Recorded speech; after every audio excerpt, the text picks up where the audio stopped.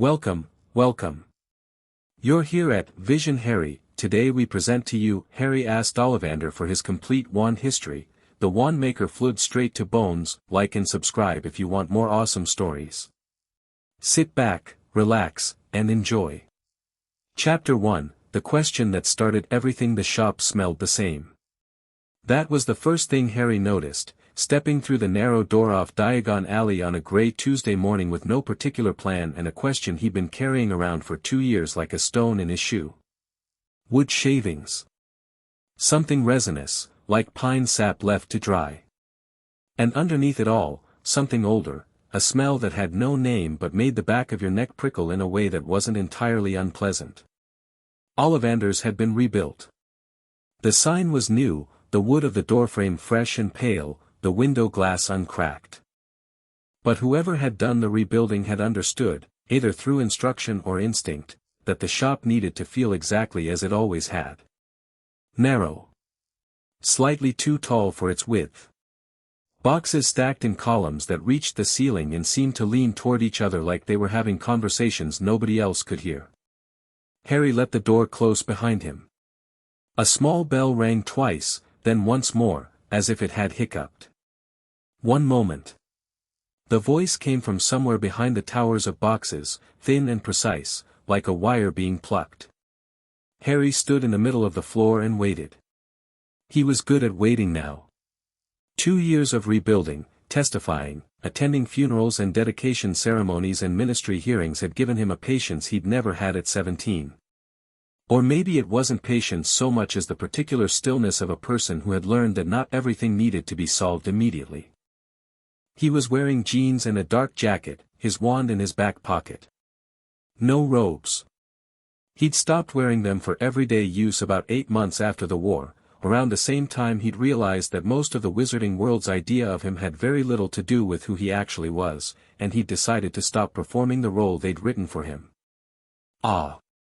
Ollivander appeared from between 2 towers of boxes, his silver eyes finding Harry with the immediate, absolute focus of a man who forgot nothing. He was thinner than Harry remembered from Shell Cottage, which was saying something, because thin barely covered it then. But his eyes were clear. Sharper, if anything. He moved carefully, one hand trailing along the edge of a shelf, but his spine was straight and his chin was level. Mr. Potter. Mr. Ollivander. Harry smiled. Good morning. It is a morning, Ollivander allowed, stepping behind the narrow counter with the slow deliberateness of someone who had learned not to rush. Whether it is good remains to be determined. You are not here for a new wand. No. You still have the holly wand. I do. Ollivander nodded as if confirming something he'd suspected for some time. He folded his hands on the counter. They were remarkable hands, long-fingered, extraordinarily steady for a man his age, cross-hatched with fine scars that Harry had never noticed before. Or perhaps he simply hadn't looked.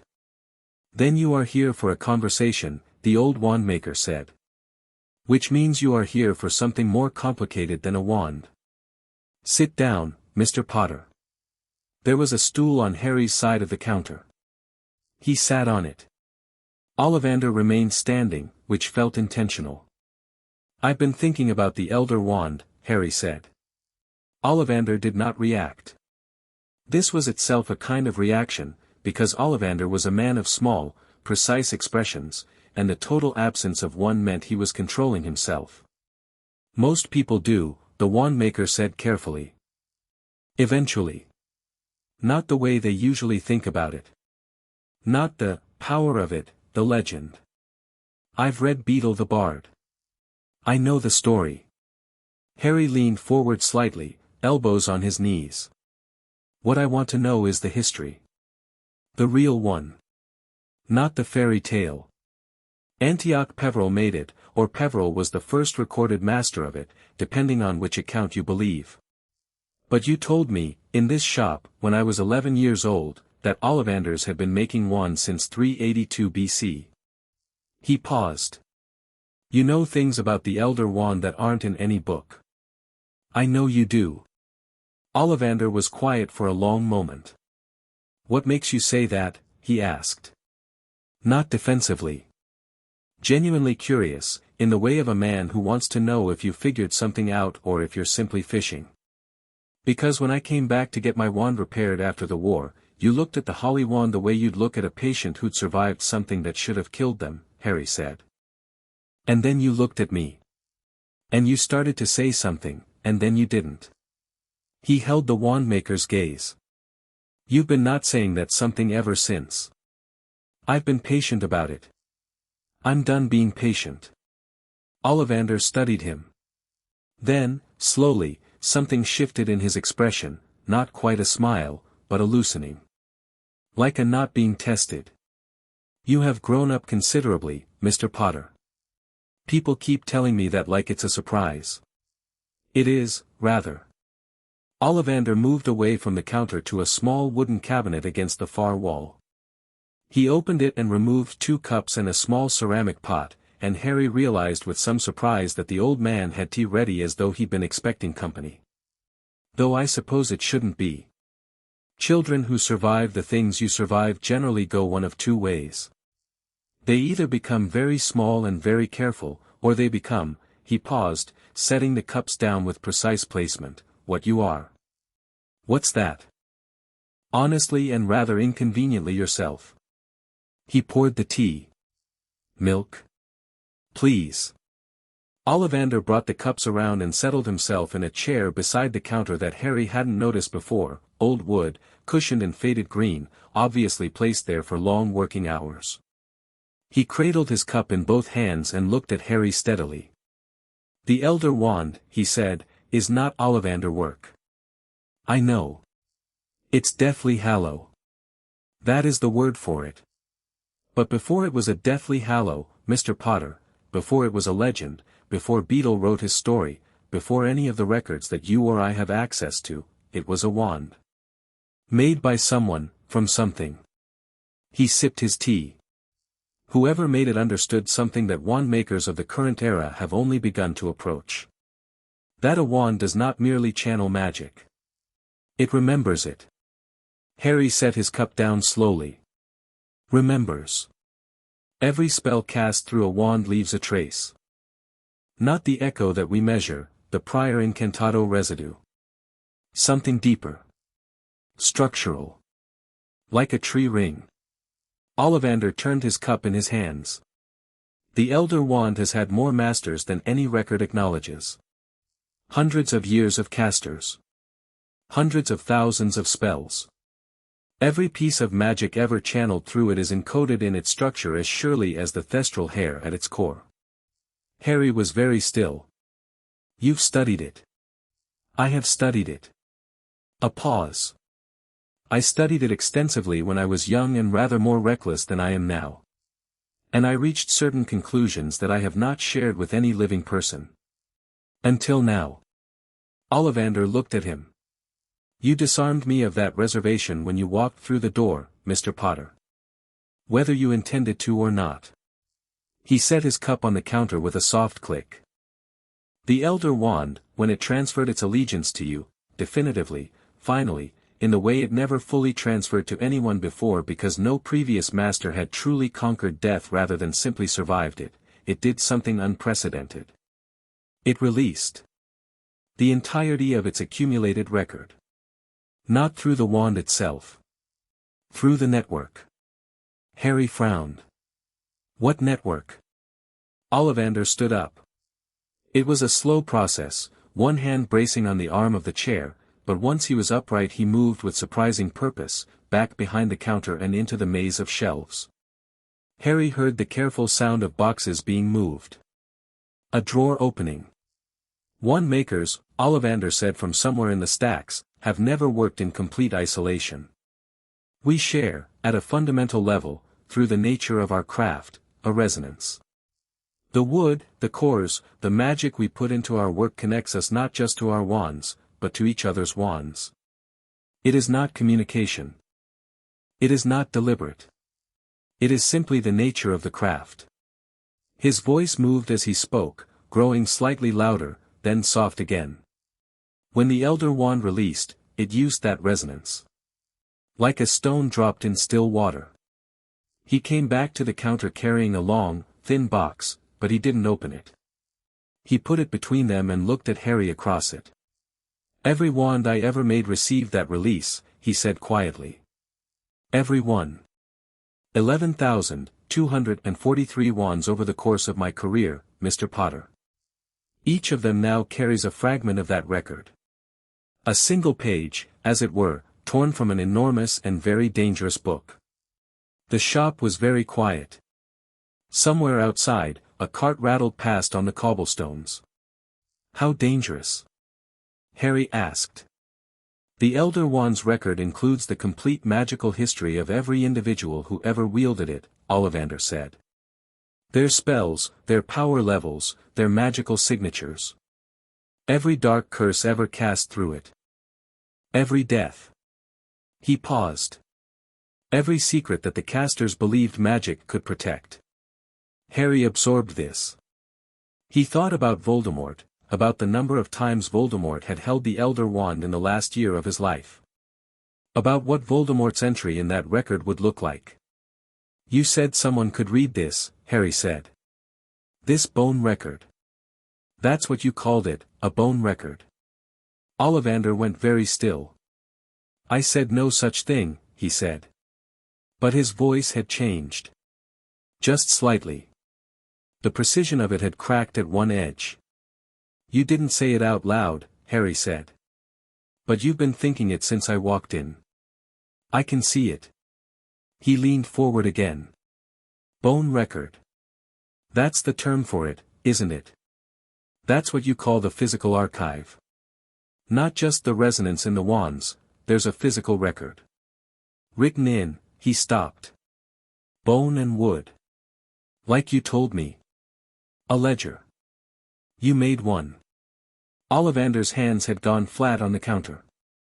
He was looking at Harry with an expression that was equal parts assessment and something that might, in another man, have been fear. In Ollivander it looked more like vertigo, the feeling of standing at the edge of something you'd built yourself and finding it taller than you remembered. "How," he said softly, "do you do that?" "Do what?" "Arrive at conclusions that should take years of study and simply state them as facts." "I don't know," Harry said honestly. "I've always done it. Hermione used to say it drove her mad because I couldn't show my working." He picked up his tea again. "But I'm right, aren't I?" Ollivander closed his eyes briefly. When he opened them, he looked older. Not in a frail way, in the way of someone who had been carrying a weight for a long time and had just felt it shift. "Yes," he said. "You are right. Tell me about it." "I cannot." Ollivander's voice was steady but Harry could hear the effort behind it. Not because I am hiding it from you, Mr. Potter. Because there are parts of what I created that I do not fully understand myself. Parts that I would not trust my own memory to relay accurately." He pressed his lips together. "I need to," he stopped. Started again. "There is someone I should speak to first.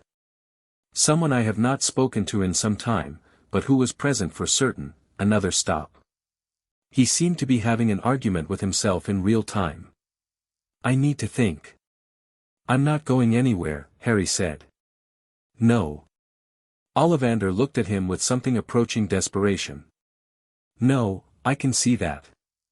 Mr. Potter, will you permit me, just a few minutes?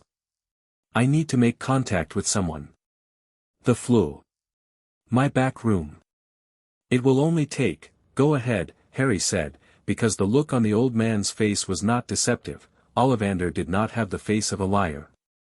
It was the face of a man who had just had the floor move beneath him and needed 30 seconds to remember how to stand. Ollivander was already moving, with considerably more speed than he'd shown before, into the back room beyond the curtain behind the counter. Harry heard the sound of a grate being opened. The distinctive whomp of Floo powder being thrown.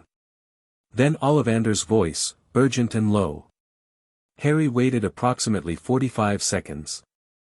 Then he got off his stool and walked through the curtain.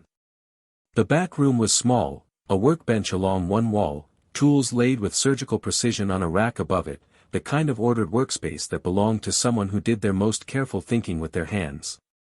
The Floo fireplace was in the far corner, green-flamed, and Ollivander was crouched before it with his arm half through and his whole posture that of a man reaching for a lifeline. "Ollivander," Harry said quietly. The Wandmaker's head snapped around. He looked caught. Then he looked at Harry's face and whatever he saw there made him let out a long, slow breath. "I was trying to reach," he began. "Who?" Harry asked. Not accusatory. Just direct. Ollivander pulled his arm back from the Floo. He sat back on his heels, and for a moment he looked his age, every decade of it, stacked and weighty. "Amelia Bones," he said. Harry blinked. "Amelia Bones is dead. I am aware of that." Ollivander's voice was clipped, but not unkind. "I have been aware of it since 1996. I am also aware that her Floo anchor, the connection she registered with the Department of Magical Transport in 1978, has never been formally closed. It was an oversight. The sort of thing that happens when someone is killed suddenly and there is no one in their household to file the correct paperwork." He looked at the green flames. "I used to contact her through it anyway. After she died. On certain occasions, when I needed," he stopped. "The line does not go unanswered." Harry was quiet for a moment. Then he said, "What answers it?" Ollivander opened his mouth. Closed it. Then, with the air of a man surrendering to the inevitable, he pushed himself to his feet and picked up the clay pot of Floo powder from the mantelpiece. "I am going through," he said. "I was going through before you stopped me. Do not follow me, Mr. Potter." He looked at Harry directly as he said this. Harry looked back at him without blinking. Ollivander's expression did something complicated. Then he threw the powder in, said clearly, "Bones' residence, Hogsmeade," and stepped into the green fire. It took him in an instant, a flare of light and a brief impression of silver hair and careful hands, and then the grate was empty and the back room was very quiet and there were only pale green flames where an old man had been. Harry stood there for exactly 3 seconds. He reached out and picked up the clay pot from the mantelpiece. It was still a third full. He took a handful of powder and looked at the green flames, and he thought about being 11 years old and standing in Ollivander's shop while the old man measured him with a tape measure that moved on its own, pulling wand after wand, and the feeling of the holly wand in his hand, that warmth, that sudden rightness, like a key turning in a lock he hadn't known he was standing at. He thought about everything that wand had done. Everything it had seen. If there was a record of that somewhere, a physical account of what every wand Ollivander had made had witnessed, then the holly wand's record included everything. Privet Drive. The Dursleys. The hunt for Horcruxes. Hermione's hand in his in a freezing forest. Ron's voice cracking when he thought Harry was dead. Voldemort falling. All of it. In a ledger, somewhere. Made of bone and wood.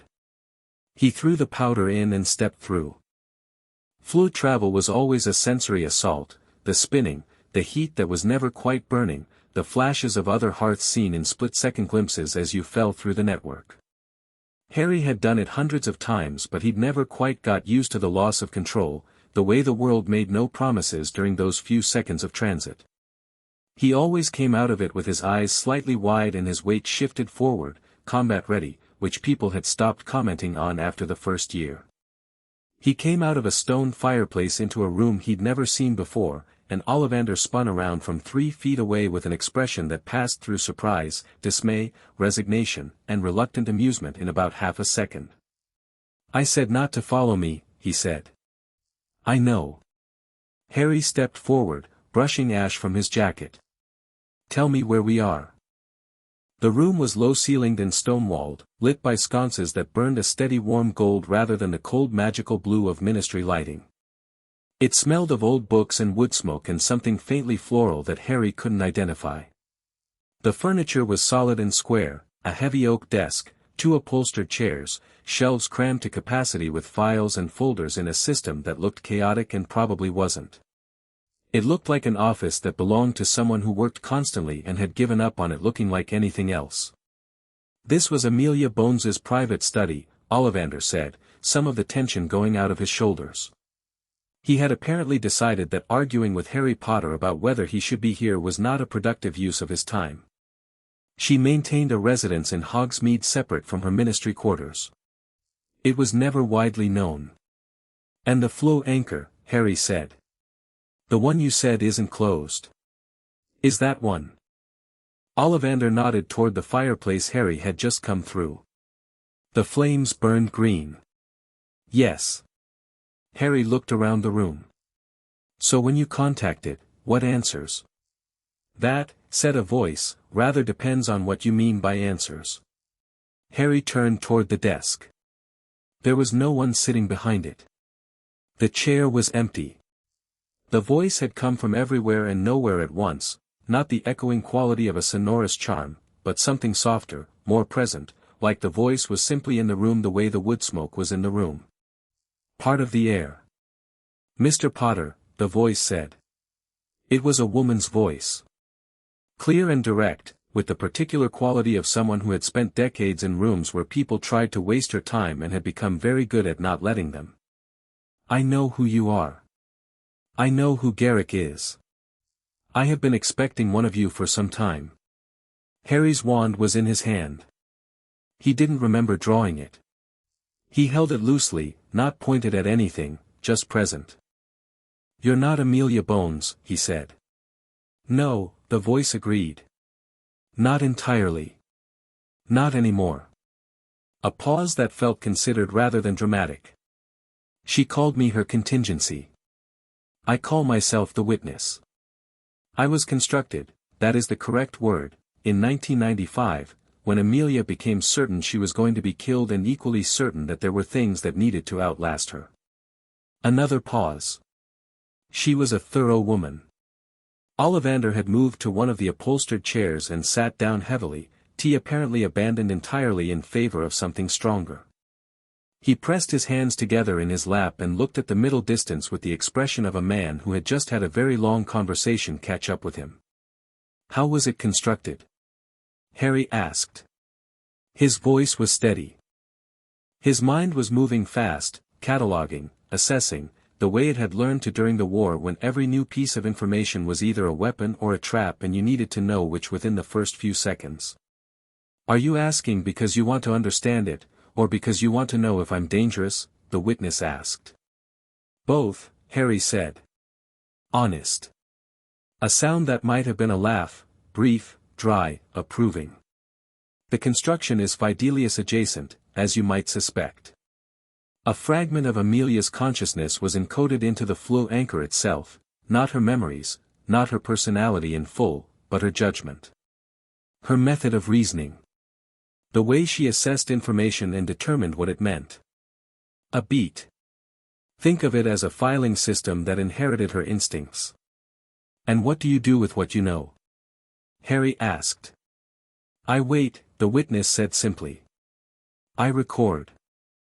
I watch the Floo Network, not actively, not invasively, but the echoes of conversations that pass through the anchor. I have learned a great deal over the past decade. A pause that felt weighted. Including, Mr. Potter, a great deal about what happened in the Bones record vault, and what has been taken from it. Harry looked at Ollivander. There's a vault. Ollivander exhaled slowly through his nose. Yes. And someone's been in it. Not all of it. One page. Ollivander's voice was controlled but strained, the way of someone recounting something they have been trying not to recite. The archive is not a single location. It is distributed. 11,000 individual records, each one sealed into a separate wand, the wand of a caster who is no longer living, repurposed as a vessel. They are stored in a chamber beneath the east end of Diagon Alley. Beneath the foundations of a building that has changed ownership 5 times and whose current residents have no idea what is below them. How do you know someone was in it? Harry asked. Because I felt it, Ollivander said quietly. A wandmaker feels his wands, Mr. Potter. Not constantly, not with any precision. But a disturbance, the reading of a record, the breaking of a seal, I feel that. Like a tooth pulled. He touched his jaw unconsciously, an old gesture. 3 weeks ago. A single record, opened and read. Whose? Harry asked. Ollivander and the witness spoke at exactly the same moment. Voldemort's. The word sat in the room like a stone dropped in deep water. Harry turned it over in his mind.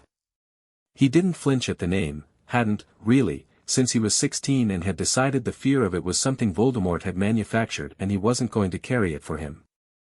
He thought about what it meant. Someone had broken into an archive below Diagon Alley, located one specific record among 11,000, and read it. Not randomly. Not opportunistically. With precision. They knew it was there, Harry said. They knew the archive existed. They knew how to find Voldemort's specific record. Yes, the witness said. How many people know about the bone record? Harry asked Ollivander. Before today, Ollivander said, looking at Harry with an expression that was both wry and exhausted, 3. Amelia Bones, myself, and one other person who I believed, until approximately 15 minutes ago, I would carry to my grave without ever having to discuss. Who's the third person? Ollivander was quiet for a long moment. His name, the old man said carefully, is Augustus Rookwood. Harry knew the name. Former Death Eater. Former Unspeakable. A man who had sat in Azkaban twice and come out of it the second time by offering information to the Ministry that had apparently satisfied them enough to grant him provisional release 18 months ago. Harry had read the file. He disagreed with the decision but he hadn't been consulted, and it was not, as Kingsley had reminded him gently, Harry's ministry to run. Rookwood was an unspeakable before Voldemort, Harry said. He would have known things about the Department of Mysteries. He knew things about many things, Ollivander said. He is, a man of extraordinary intelligence and extraordinary patience. When I first built the archive, 40 years ago, he was a colleague. A collaborator. He understood what I was building better than anyone alive. He helped design certain elements of the access system. A pause. And then he chose the path he chose, and I believed the archive was safe because I believed he was gone from the world. And he came back, Harry said. He came back, Ollivander agreed. Harry stood for a moment in the middle of Amelia Bones's study, wand still loose in his hand, and worked through the shape of it. Rookwood, freed from Azkaban, living quietly under Ministry supervision, apparently feeding them information. 18 months to re-establish himself, to rebuild his knowledge of what had changed, to locate the archive. And then, 3 weeks ago, one targeted entry. One specific record read. What would Voldemort's record contain? Harry asked. The witness answered, because Ollivander seemed to have reached his limit for the morning and was staring at the floor. The complete magical signature of every spell Voldemort cast through wands to which the Elder Wand's resonance transferred. Which includes, given the number of instruments he used during his lifetime, a map of every Horcrux creation. Harry's breath stopped for just a moment. The spell signatures, he said slowly. They would show the exact magical method. The process of splitting a soul. Yes, the witness said. And more than that. They would show the locations. The Horcruxes are destroyed, Harry said immediately. The ones you found, the witness said. Not unkindly. The ones that Dumbledore charted. The record would show if there were others that neither of you knew about. The room was very quiet. Harry thought about that for what felt like a long time but was probably 3 seconds. Then he put his wand back in his pocket and looked at Ollivander, who had finally raised his eyes from the floor and was watching him with the particular expression Harry had learned to recognize, the one that people wore when they were waiting to find out what he was going to do, because whatever it was would determine what came next. All right, Harry said. He kept his voice level, the same tone he'd used at 17 when he'd looked at Ron and Hermione in a tent in the middle of nowhere and said, "We go to Godric's Hollow. We need to know what Rookwood found in that record. We need to know what he's planning to do with it.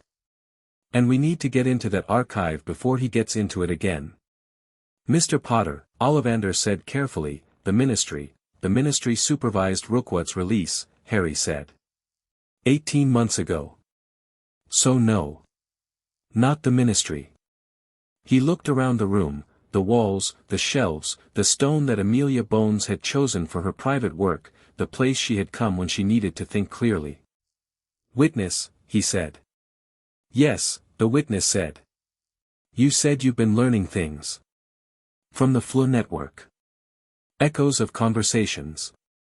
Harry looked toward the fireplace. "What do you know about Rookwood? Where he is? Who he's in contact with?" "I know a great deal," the witness said, with something in its tone that sounded remarkably like approval. "And I have been waiting for someone to ask." Outside, Diagon Alley was going about its Tuesday morning with no particular interest in the conversation happening 20 feet below its foundations, or in the study of a dead woman in Hogsmeade, or in the fact that Harry Potter was standing in a room with a disembodied magical consciousness and a frightened Wandmaker, working out the edges of something that was either a serious threat or a catastrophic one and trying to determine, with as much precision as possible, which. The holly wand was warm in his pocket. It always was, lately. He'd thought it was just him, just the way his magic ran, the warmth he'd always associated with it. But standing in this room, thinking about bone records and resonances and the memory that wands kept of everything they'd done, he found himself wondering if it was something else. If the warmth was the wand remembering. Carrying what it knew. 11 years old in a narrow shop, reaching for a wand made of holly and phoenix feather, and feeling for the first time in his life like something fit. The record of that moment was somewhere beneath Diagon Alley. And someone else had been looking for it. "Tell me everything," Harry said to the witness. Outside, the autumn clouds were breaking apart. A narrow bar of pale gold light moved across the cobblestones of Diagon Alley, and the morning, whatever else it was, got started. Chapter 2, The Witness Speaks. The witness spoke for a long time. Harry had pulled the second upholstered chair around to face the desk, or rather, face the general direction of the voice, which seemed to come from everywhere and settled most strongly near the bookshelves on the north wall, as if Amelia Bones's judgment had decided that was where it was most comfortable, and he listened the way he'd learned to listen during the war. Not passively. Actively, leaning forward slightly, turning information over as it arrived, fitting pieces against each other. Ollivander had found a decanter of something amber on a side table and poured himself a small glass without apology. Harry didn't blame him. "Rookwood left Azkaban on the 14th of February, the witness said. "Which I have always suspected was deliberate. He has a sense of irony. He was collected by a ministry escort, 2 Aurors, standard supervision protocol, and taken to a provisional residence in Edinburgh that the ministry had arranged. He stayed there exactly 11 days. And then?" Harry asked. "And then he moved. Within his terms of release, he has a travel allowance, he's required to check in with the DMLE twice monthly, and he's prohibited from international Floo. Within those parameters, however, he has been remarkably mobile."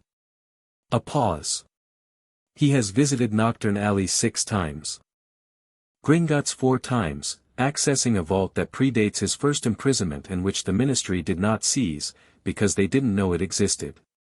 He has met with 3 individuals whom I can identify, a former ministry clerk named Hartley who specialized in archival documentation, a wandwright in Aberdeen whose name is Caldwell, and," the witness paused, and in the pause Harry caught something, a deliberateness, as if the information being delivered now carried more weight than what preceded it, "a woman named Vespera Crane." Harry didn't know the name. He glanced at Ollivander. The old wandmaker's glass had stopped halfway to his lips. "Vespera Crane," Ollivander said carefully, "is the most gifted wand reader currently alive." "Wand reader," Harry said. "Someone who can interpret a wand's record without the archive. They read it directly from the wood, the core, the residue. Ollivander set his glass down. It is a very rare skill. Extremely rare. I know of perhaps 5 practitioners in the world, and she is exceptional. She can read a wand the way a scholar reads a manuscript. He looked at Harry. If Rookwood is working with her, then the page he took from Voldemort's record is not theoretical. He can read it. Has he already? Harry asked the witness. I believe so, the witness said. The meeting with Crane occurred 9 days ago. The meeting was brief, 2 hours, in a private dining room at a pub in Inverary. I do not know the content of the conversation. But after that meeting, Rookwood's movements changed. He stopped going to Knockturn Alley. He stopped visiting Gringotts. He has been very still for 9 days. Another pause. A man who has been moving and suddenly stops moving has either finished what he needed to do or has moved to the next phase. The next phase, Harry said. Which would be? Going back into the archive, Ollivander said quietly. If the first record gave him a map, he needs the rest of it to make the map useful, Harry finished. He stood up, because sitting down had stopped feeling right. He moved to the window, narrow, stone-framed, looking out onto a close of Hogsmeade that was empty at this hour, the wet cobblestones reflecting a sky that was thinning toward noon. What exactly is in Voldemort's record? The full picture. You said Horcrux locations, plural. More than what we found. The witness was quiet for a moment in the way it was quiet when it was choosing its words carefully rather than simply gathering them.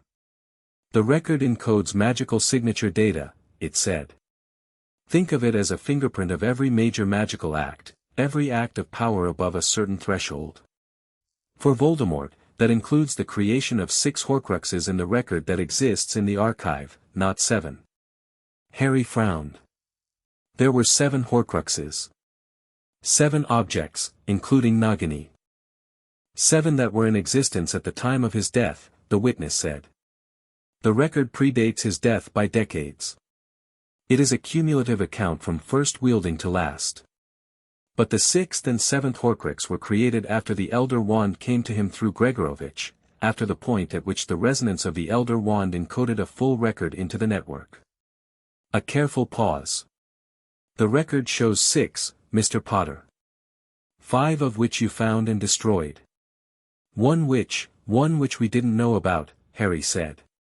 One which neither you nor Albus Dumbledore knew about, the witness confirmed. The room felt smaller. Harry stared at the cobblestones outside without really seeing them. He thought about Dumbledore, about those evenings in the headmaster's office, the pensieve and its silver memories, the certainty with which Dumbledore had mapped Voldemort's soul-splitting as 6 fragments and the Horcrux hunt as complete when the last was destroyed. Dumbledore had been brilliant, had been thorough, had been right about almost everything that mattered. But he'd worked with incomplete information. The same way everyone always worked with incomplete information, because the information had been locked in an archive below Diagon Alley that almost no one knew existed. Where? Harry asked. He kept his voice flat because the alternative was a kind of anger that wouldn't help anyone right now. The 6th one. Where does the record place it? That, the witness said, is what I cannot tell you. Harry turned from the window. Can't, or won't. Cannot, the witness said firmly. I have access to the metadata of the records, who they belong to, when they were created, the approximate threshold of events they contain. I do not have access to the specific content. The content is sealed. A pause. This is by design. I am a guardian, not a reader. The architecture of the archive was built so that no single party could access the full content of any record. Even Garrick cannot read a sealed record without the appropriate key. Harry looked at Ollivander. What's the key? The wand that holds the record, Ollivander said. You must hold the vessel wand and perform a specific unlocking sequence. I designed it so that it requires, he stopped. Turned his cup in his hands. It requires the practitioner to have a genuine connection to the caster whose record is held. Not just magical skill. A real connection. It was my safeguard against arbitrary access. He looked faintly pained. I designed it 40 years ago and I believed it was comprehensive. What counts as a genuine connection? Harry asked. Love, Ollivander said simply. Or its close cousins, grief, loyalty, recognition. The kind of knowing that cannot be faked. The wand reads it, the same way all wands read intent. He picked up his glass again. I designed it after a Muggle concept, in fact. The Japanese have a word, kintsugi. The art of repair with gold. The idea that breakage and repair are part of the history of an object, not a flaw to be hidden. The wand reads the history of your connection to a person, and if it is real, if it has been broken and repaired and carried, it opens. Harry thought about that. He thought about Voldemort's wand, the vessel holding Voldemort's record. The wand that had been buried, per his instruction, in an unmarked grave far from Hogwarts, because Harry had not wanted it near him and had not wanted it available. My connection to Voldemort, Harry said. Ollivander met his eyes. Neither of them said anything for a moment. Yes, Ollivander said quietly. For better or significantly worse, Mr. Potter, you have perhaps the most genuine and complete connection to Voldemort of any living person. The mark he left on you. The fragment of his soul that lived in you. The fact that your blood runs in his body. He paused. If anyone can open that record legitimately, it is you. And Rookwood? Harry said. What's his connection? How did he read the first page? He was a Death Eater, the witness said. He received the Dark Mark. He was a loyal servant for years and spent time in Azkaban for it. The connection is real, even if its nature is different from yours. A pause. But the first page was a lower threshold seal. The record's full content is a higher one. This is why I believe Rookwood hasn't finished. He has read what he could access, and what he accessed was enough to tell him he needs more. So he'll come back, Harry said. Yes. When? I don't know, the witness said. But I would guess soon. A man who has been planning something for 18 months, who has cleared every preliminary step, does not sit still for very long once the path opens. Harry turned back to the room. He looked at Ollivander, who looked old and tired and honest. He looked at the bookshelves where the witness apparently preferred to exist. He looked at the heavy desk where Amelia Bones had once sat and done the work of keeping her world in order, and had been killed for it, and had been thorough enough to leave something behind anyway. Can you show me the archive? He asked Ollivander. Now. Ollivander said. No time like, Harry said. The old Wandmaker looked at him with an expression that was, for the first time that morning, something close to amusement. You know, he said, when I was young, I was told that the boy who lived would have an extraordinary destiny. The prophecies and the theories were, he waved a hand. Extensive. I confess I imagined something rather more dramatic. Sweeping capes. Prepared speeches. Sorry to disappoint, Harry said. On the contrary, Ollivander said, pushing himself out of his chair with considerably more purpose than he'd sat down with. It is considerably more interesting this way. Before you go, the witness said, and both of them paused at the tone, something in it that had changed, a register shift from informational to something more careful, more personal. There is one more thing you should know. I did not mention it earlier because I was, another pause, and Harry had the odd sensation that the voice was choosing whether to say this in a way that a person would choose. I was deciding how much weight to give it. Tell me, Harry said. 9 days ago, after Rookwood met with Crane and before he went still, the Floo Network flagged a connection I had not previously recorded. A very brief contact, less than 30 seconds, through a relay anchor that has been dormant for 11 years. The witness's voice was steady, but there was something in it that Harry was learning to read the way he'd learned to read everything, in the spaces between the words, in the weight of what wasn't being said yet. The contact was made to this anchor. Harry looked at the fireplace. Someone contacted Amelia Bones's Floo, he said. Yes. Rookwood? No, the witness said. The signature did not match any individual I have on record. It was fragmented. The way a connection sounds when the caster is not fully present. When they are reaching from a very great distance, or from a pause that was longer than necessary, from a condition that is not entirely compatible with flow communication. What does that mean? Harry asked. It means, the witness said, with the deliberate care of someone who understood exactly what they were implying and had decided to imply it anyway, that whoever tried to contact this anchor 9 days ago was not entirely alive. The fire crackled.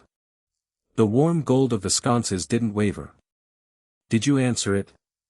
Harry asked. Yes, the witness said simply. I did. And?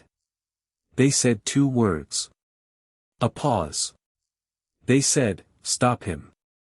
The fire crackled again. Outside, a cart on the Hogsmeade cobblestones made a sound like a question. Harry looked at Ollivander. Ollivander looked at the floor. Harry decided to file that particular information away carefully and come back to it, because if he tried to deal with it now alongside everything else he'd deal with nothing properly, and there were things that needed doing before he could afford to follow every thread. Right, he said. Archive. Now. They fled back to Diagon Alley, to Ollivander's back room, stepping out in sequence, Harry going first because the old man's navigational instincts were better and Harry preferred to enter unknown spaces ahead of anyone else. The shop was undisturbed, still smelling of wood and resin, the bell above the front door ringing softly as a draft moved through from somewhere. Ollivander locked the front door with 4 separate charms. Harry counted them, noted the types, stored that information without thinking about it, and then moved to the workbench along the back wall.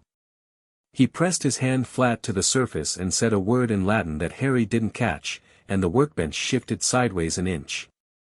Just an inch, but it was enough to break a seal, and Harry felt the change in the air immediately, a pressure release, like a room that had been holding its breath. A trapdoor appeared in the floor beneath where the workbench had been, set into the stone so precisely that its edges were invisible until they weren't. Ollivander produced a wand from his breast pocket, not his usual working wand, something older, shorter, the wood almost black with age, and tapped the trapdoor once. It swung downward, revealing stone steps and a warm amber light rising from somewhere below. He gestured. Harry went first. The stairs were narrow and steep, the stone walls close on both sides, and the amber light grew warmer as Harry descended. He counted 17 steps before the staircase opened into something that stopped him where he stood. The chamber was larger than it had any right to be, given that it was below street level in a city of tightly packed buildings. Its ceiling was vaulted, the arches of old London brick that had been here before the magical buildings above. The walls were lined, floor to vault, with narrow wooden racks, each one holding a single wand. The wands were uniform in their presentation, each one horizontal, each one spaced exactly the same distance from its neighbors, each one with a small disc of what looked like ivory, but which Harry understood now was bone, fixed to the rack below it, inscribed with something too small to read from here. 11,000 and more, arranged in curving rows that extended the full circumference of the room. It was the quietest place Harry had ever been. Not just silent, quiet in a different way, the way of a room where the quiet itself was made of something. All those records. All that memory. Ollivander came down behind him and stood at his shoulder, looking at the room with the expression of someone who built a thing long ago and lives in complicated relationship with what it became. It goes deeper? Harry asked. He could see, at the far end of the room, that the floor descended into shadow. 3 levels, Ollivander said. The first level, which is this one, holds the records of wand masters up to and including the First Wizarding War. The second level holds the complete Elder Wand resonance records, the ones the release sent into my work. The third level is, he paused, I have never opened the third level to anyone. What's on the third level? Harry asked. Records I made before I fully understood what I was making, Ollivander said. Records from when I was young and didn't ask the right questions about the right things. He moved into the room. The Voldemort record is on the first level. Near section, he would have been registered alphabetically under his born name. Riddle. Harry followed him, walking slowly along the outer ring of racks. The wands were extraordinary in their variety, lengths and woods and colors, the whole spectrum of wand making across decades. Harry found himself reading the bone discs as he passed, names, dates. A wand that had belonged to a caster who died in 1968. Another from 1971. One whose bone disc was blank, which meant, he supposed, that it belonged to someone whose name had been deliberately removed. He stopped walking. "This one," he said. Ollivander turned. He came back to where Harry had stopped, and looked at the rack, and looked at the blank disc. "Yes," the old man said, quietly. "That's not a missing name," Harry said. "That's a removed one. Someone took their name off their record." "You cannot remove a record," Ollivander said. "But you can, with sufficient knowledge, and in the early days of the archive, when certain protections were less complete, you can anonymize it. Separate the identity from the content." He looked at the blank disc. "I know what this record is. I know what it contains. I removed the name myself." "Why?" Ollivander was quiet for a moment. Then he walked on, further into the chamber, and Harry followed because the answer wasn't going to come yet and pushing it wouldn't change that. The riddle section was in the fifth curve of the outer ring. The wand was dark wood. Harry recognized it with a certainty that lived in the hands rather than the head, 13.5 inches, and even in its rack, even contained and sealed and separated from its record by 40 years of protective enchantments, it had a quality to it. An attention. The way a predator's eye follows movement. The bone disc read, T.M. Riddle. Opened, October 17th. Status, partial. Harry looked at the disc. Then at the wand. Then back at the disc. "Partial," he said. "The page Rookwood took, it didn't destroy what was here. It just, reading a record does not remove it," Ollivander said. "The records are not like books in that way. They cannot be borrowed or stolen. They can only be read in place." He was quiet for a moment. What Rookwood did was not take a page. He read one. He committed it to memory, or transcribed it, or used Crane to analyze it on the spot. Whatever his method, the content of the first page is now outside this chamber. "Then the content is already out," Harry said. "We can't unread it." "No. So the question isn't whether he has it. It's what he's planning to do with it." Harry looked at the wand in its rack. He could feel the holly wand in his back pocket, its warmth more noticeable now, as if proximity to Voldemort's record was doing something to it. He wondered if that was the resonance Ollivander had talked about, the shared history, the twin cores, the brotherhood of Phoenix Feather that had once produced Priori Incantatem and linked him to his enemy in a channel of gold. He reached out. "Mr. Potter," Ollivander began. Harry's fingers rested against the side of the wand without picking it up, without lifting it from the rack. Just contact. Fingertips against wood. It was like putting your hand against the wall of a room where something terrible had once happened. Not the thing itself. The echo of it. The shape of what the room had held. Cold.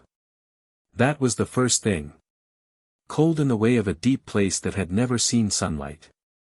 And underneath the cold, something else, something he had felt before, at the most extreme moments, when he was closest to dying or closest to Voldemort or both at once. A vast, consuming need. Not for power in the way most people talked about power. For permanence. The desperate, furious need to continue existing. To not be ended. To not be, nothing. He understood it. He always had, a little, and had always hated that he did. He pulled his hand back. He was terrified, Harry said. Not to Ollivander specifically. Just to the room. That's what all of it was. Everything he did. He was just terrified. Ollivander said nothing, which was the correct response. "All right," Harry said. He turned away from the rack. "We need to know what Rookwood read. We need to understand what the sixth Horcrux is before he finds it. And we need to get there first." He started back toward the stairs. "I need Hermione." "Is that wise?" Ollivander said carefully. "She's the only person I know who can read a wand record without the archive," Harry said. "You said wand reading is rare. But Hermione is." He paused. "Hermione. She spent 6 months studying wand lore after the war. She told me it was for theoretical interest, and I told her there was no such thing as Hermione Granger doing anything purely theoretically." He paused at the bottom of the stairs. "Also, she'll be absolutely furious that I've been here 3 hours without telling her, and she's significantly less dangerous when she's working than when she's been left out of something." Ollivander made a sound that might, in the right light, have been a laugh. They came back up into the workbench room, and Ollivander resealed the trapdoor with the same precision he'd used to open it, and the workbench slid back into place and the shop was ordinary again, boxes of wands and the smell of wood and resin and nothing to suggest there were 11,000 memories below the floor. Harry's hand was still cold from touching the wand. He flexed his fingers and thought about the witness's words. Stop him. 2 words from something not entirely alive, reaching through Amelia Bones's old Floo anchor, 9 days ago. There were 2 problems with that piece of information, and he'd been sitting on them since the study in Hogsmeade. The first was that stop him implied foreknowledge. Whatever had made that contact knew what Rookwood was doing, or was about to do. Which meant it had information that even the witness didn't have. The second problem was simpler and considerably more unsettling. Amelia Bones had set up the witness as a consciousness based on her own judgment. She had encoded her instincts into a Floo anchor. She had, in 1995, known she was going to be killed and left a fragment of herself behind. That was the witness. But the contact 9 days ago was not the witness. The witness had received the contact. They were 2 different things.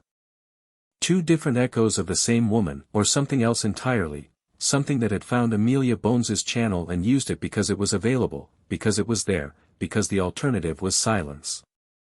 Stop him. Harry put that thought away. The archive first. The witness's message second. He was reaching for the Floo powder when the shop door opened. The front was still locked. He'd heard Ollivander seal it with 4 charms. But the door opened anyway, with a sound that was slightly wrong, not the clean click of a lock turning but something more like a lock deciding to turn, which was a different thing entirely. The bell rang, twice, then once, the same as it had when Harry arrived, and a woman stepped into the shop. She was around 30, which registered before anything else, and then the rest of her registered in quick succession, medium height, dark hair cut close on one side and longer on the other in a way that looked like she'd stopped caring about symmetry around the same time she'd stopped caring about a lot of other things, a coat that had once been good quality and had been through too much weather, and eyes that moved around the shop in exactly the way of someone who had been trained to assess a room and hadn't bothered to stop doing it even in situations that probably didn't require it. There was a long scar along her jaw, the left side, jaw to earlobe, that was old enough to have silvered. And for a moment, Harry looked at her without recognition, because he was looking for someone he hadn't seen in 2 years and the woman in front of him was carrying 2 years he hadn't witnessed. Then she looked at him and her expression did something fast and complicated and landed on a kind of dry, resigned amusement. "Of course," said Nymphadora Tonks Lupin, looking at Harry Potter standing in Ollivander's back room doorway. "Of course you're already here." Harry stared at her. She was alive. He'd known she was alive, the post-war roll call had confirmed it, along with the Metawitches who'd spent 3 weeks in intensive work on what the curse at the Battle of Hogwarts had done to her body. But she dropped out of the general public's awareness almost immediately after recovery, at a time when Harry had been dealing with too many other things to chase every thread, and the Ministry had been quietly unhelpful when he'd asked after her. "Tonks," he said. "Harry, she said. Then, please don't do the face. What face? The "You're alive" face. I've seen it 40 times in the last year and it still makes me want to go back to bed. She looked past him at Ollivander, who had emerged from behind the curtain and was watching her with the careful expression of a man who had just had a considerable amount of information arrive and was recalibrating. Mr. Ollivander. I'm not here to cause trouble. You broke 4 locking charms to get in, Ollivander said mildly. I replaced them on the way through. Identical signatures. You won't notice the difference. She pulled a small leather folder from her coat and set it on the counter. I've been watching this shop for 3 weeks. Since Rookwood's record incursion. Harry looked at her. You know about the archive. I know of it. I don't know the full detail. She looked at him steadily. I know that Rookwood broke into something below Diagon Alley and read something he shouldn't have. I know he met with Vespera Crane. And I know that whatever he found is connected to a pattern of missing wandmakers across Europe. She opened the leather folder. Fernand Beaumont, Lyons. Missing 8 months. Edeltraud Hoffmann, Salzburg. Missing 5 months. Sylvanus Mwangi, Nairobi. She looked up. Mwangi went missing 11 days ago. 2 days after Rookwood's meeting with Crane. The shop was very quiet. He's looking for something specific, Harry said. Not just in the archive. He's looking for expertise. For people who can do what he can't do alone. Or for people who know what the archive contains, Tonks said. Wandmakers of that caliber, they would know things. About wand records, about resonances. About what a complete reading of the Elder Wand's accumulated record would tell you. She closed the folder. I've been working this quietly because the ministry doesn't know I'm working it. They think I'm on leave. Technically I'm not cleared for active duty. She touched the scar on her jaw, not self-consciously, just as a reference point, a reminder of the math. My supervisor thinks I'm hiking in Scotland. Are you cleared for active duty? Harry asked. Physically? Mostly. Magically? She looked at him with the same direct quality that had always been there, under the changes and the hair and the years. Define active duty. Can you still fight? Harry asked. Straightforward. No softening. She didn't blink. Yes. Then you're cleared, Harry said. As far as I'm concerned. Something moved across her face, quick, private, immediately contained. She picked up the leather folder and put it back in her coat. Right, she said. So what do we know that I don't know yet? Harry looked at Ollivander. Ollivander looked at the ceiling briefly, in the manner of a man appealing to an authority that had stopped answering. Then Harry started talking. He went through it quickly and cleanly, the witness, the archive, the 6th Horcrux, the contact 9 days ago, stop him. He watched Tonks's face as he talked and she did not flinch at any of it, which he appreciated, and she asked 3 precise questions at 3 precise moments that told him she was following not just the events but the logic underneath them, which he appreciated more. When he finished, she was quiet for a moment. 6th Horcrux, she said. Apparently.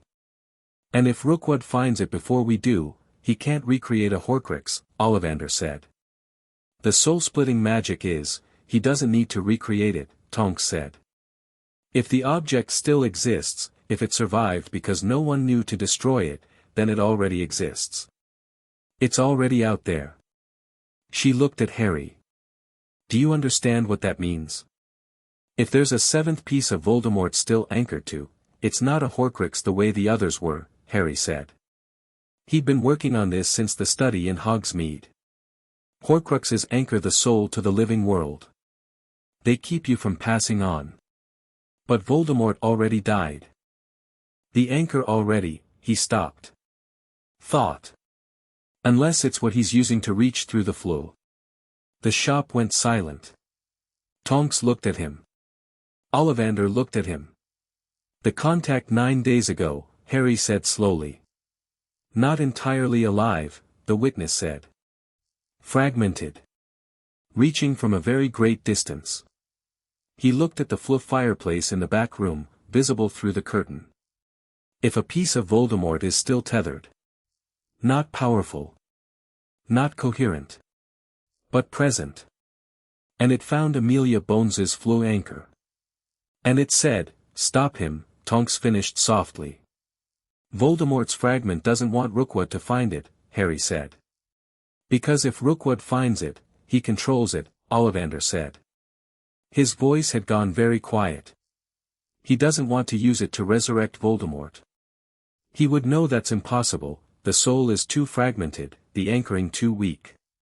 But a fragment of Voldemort's soul, properly contained, properly harnessed, he stopped. Is the most powerful dark magical instrument on Earth, Harry said. Outside, Diagon Alley was starting its afternoon, the sounds of it drifting down through the stone and the wood of the building above, footsteps, voices, a child laughing, the mundane percussion of a world that had no idea what was being discussed below it. Harry looked at Tonks. She was already looking at him. We need to get to that 6th Horcrux first, he said. We need to know where it is first, she said. I know how to find out. He turned to Ollivander. I need to read Voldemort's record. The full record. Not just the first page, the complete thing. He looked at the curtain and the back room beyond it and thought about the vault below the shop, and the wand in its rack, cold against his fingers. I already know it'll let me. Mr. Potter, Ollivander said carefully. Reading a complete Elder Tier record is not like reading the first page. It is not simply an intellectual exercise.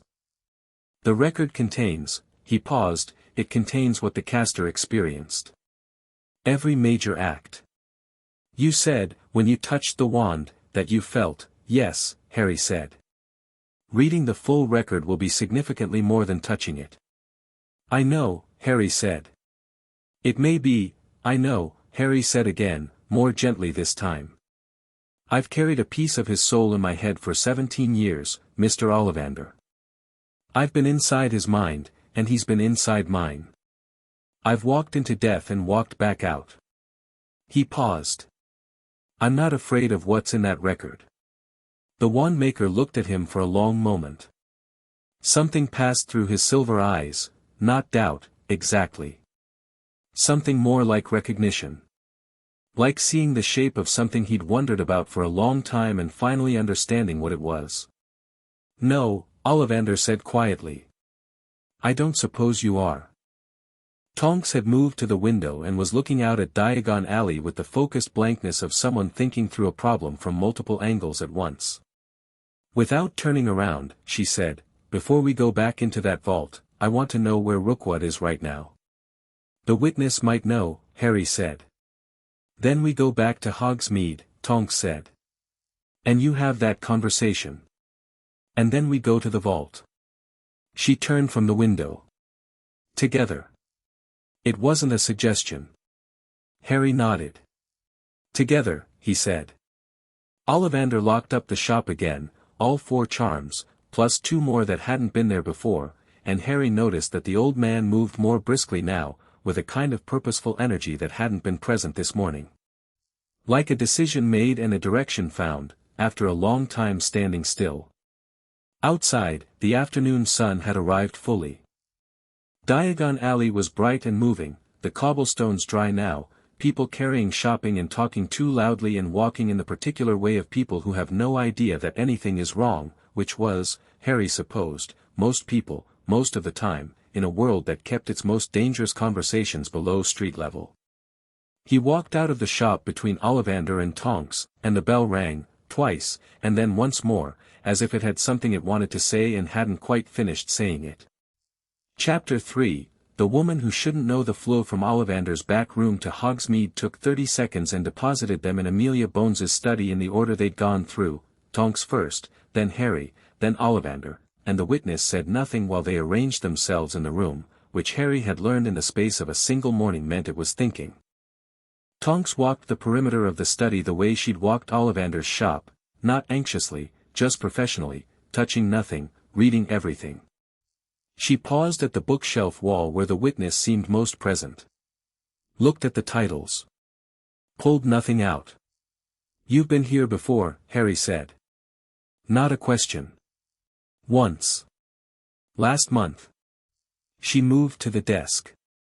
"I found the anchor through the transport records. Like I said, the Floo registration was never closed. I tried to contact it, didn't get an answer, and chalked it up to a deadline."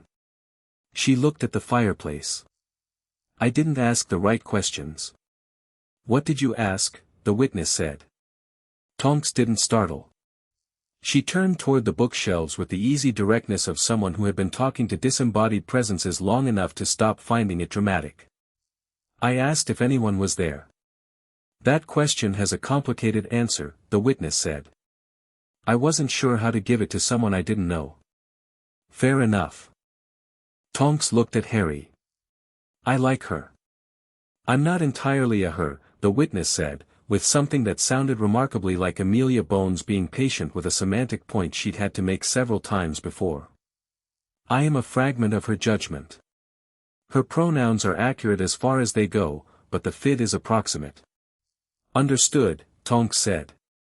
She sat down in one of the upholstered chairs without being invited, which Harry noticed and appreciated because it meant she was comfortable, and comfortable Tonks was significantly more useful than formal Tonks. "Tell me about Rookwood. Where is he right now?" "Edinburgh, as of this morning," the witness said. "His flat shows activity, lights through the curtains last night, a Floo connection made at 7:30 this morning to a number registered to a magical supply merchant in Aberdeen. Brief conversation. He ordered materials." "What kind of materials?" Harry asked. "The merchant specializes in preservation and containment equipment. Stasis vessels, primarily. The kind used for magical objects that require environmental isolation." A pause. "The order was for 3 units, medium scale. Collection in person, tomorrow afternoon." Tonks and Harry looked at each other. "He's planning to move something," Tonks said. "Or contain something once he finds it," Harry said. "He's not going back to the archive yet, he's sourcing equipment for what comes after." He looked at the witness. "That means he knows where the 6th Horcrux is. He read enough from that first page."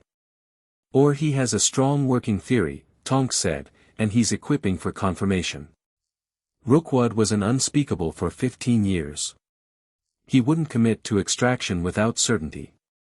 "Either way, we have tonight and tomorrow morning," Harry said. "After he picks up the equipment he moves. We need to be ahead of him." "Then let's talk about the record," Tonks said, looking at him steadily. "You want to read Voldemort's full record. Which means going back to the vault. Which means," she paused, "what, exactly? What does reading a full record actually do to the person reading it?" They both looked at Ollivander. The old Wandmaker had settled himself against the desk, standing rather than sitting, his hands folded in front of him in the posture of someone about to explain something that requires care. "A wand record is, as I said, a structural encoding. Not imagery, not narrative. It is magical signature data, the frequency and character of every significant spell channeled through the instrument. When you read a record directly, the vault translates this data into something the human mind can process." He paused. "The mind fills in the rest. Constructs the context. The experience is immersive. It will feel, to Mr. Potter, like he is witnessing events. Not from Voldemort's perspective necessarily, but in proximity to them. Around them. Like a pensieve," Harry said. "Somewhat. A pensieve shows you preserved memory, accurate, fixed, someone else's record. This is different. This is translated data rendered through your own mind. Your mind does the interpreting. Which means," Ollivander looked at him carefully, "what you see will be shaped partly by what you already know and feel about these events. It will be accurate in its facts but personal in its texture. And at the volume of data in Voldemort's record, it'll be a lot, Harry said. It will be considerable, Ollivander agreed. There is also a threshold at which the volume of negative magical signature data causes psychological stress. The record contains every dark curse Voldemort ever cast. The killing curse alone, cast several thousand times over his lifetime, the record will contain every one. The room was quiet. I've felt it before, Harry said. In the pensive with Dumbledore. I've been inside Voldemort's memories directly. I've felt what he felt, I've felt what it's like to be him, think like him. He paused. It's not pleasant, but I know what I'm walking into. This is more concentrated, Ollivander said. Then it's good that I'm not particularly sensitive, Harry said, which was not entirely true but was true enough to work with. Tonks had been watching this exchange with the particular focused quiet of someone collecting information before deciding how much to push back. She said, I want to be in the room. The vault? Harry asked. When you read it. I want to be there. She met his eyes. Not because I don't trust you. Because if it hits harder than expected, someone needs to be present who can pull you out.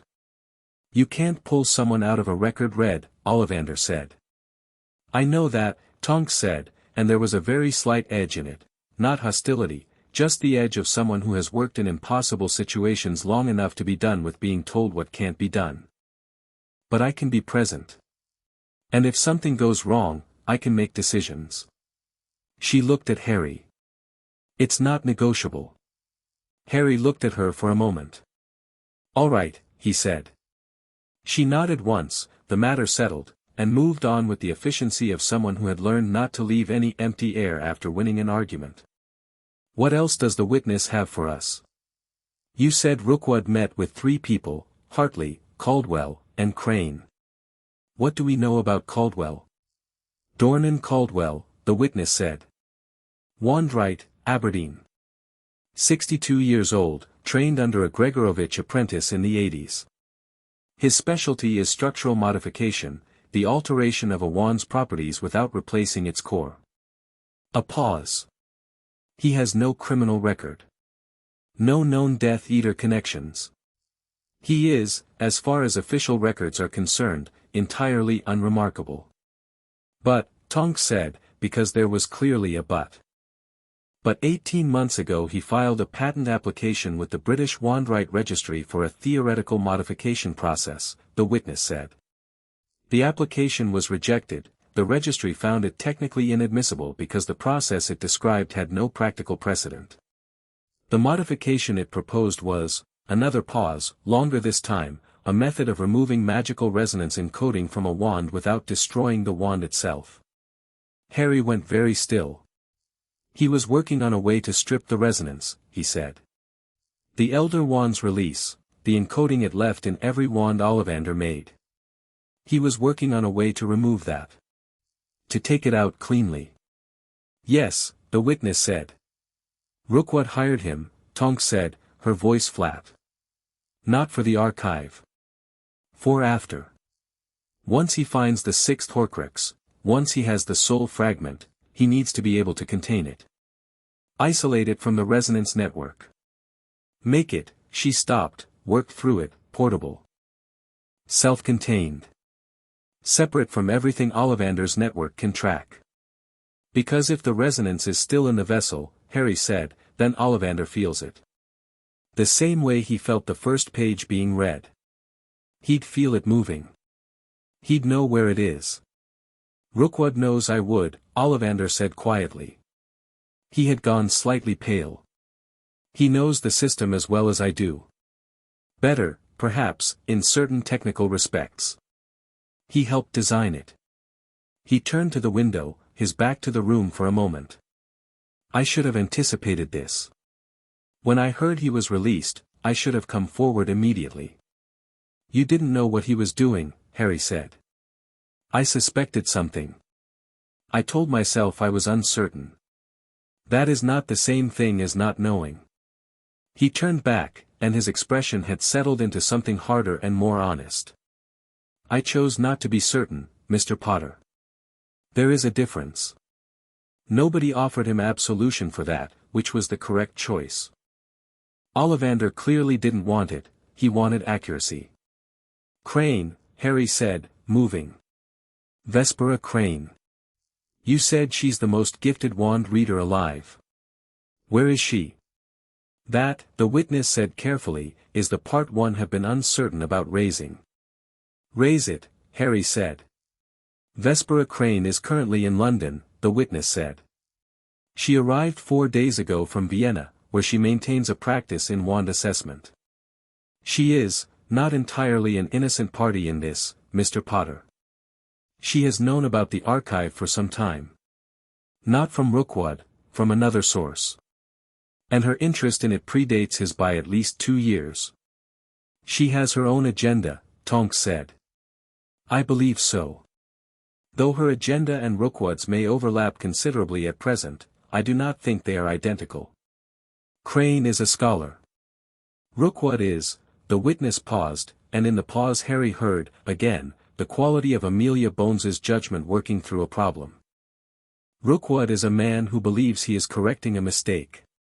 What mistake? Harry asked.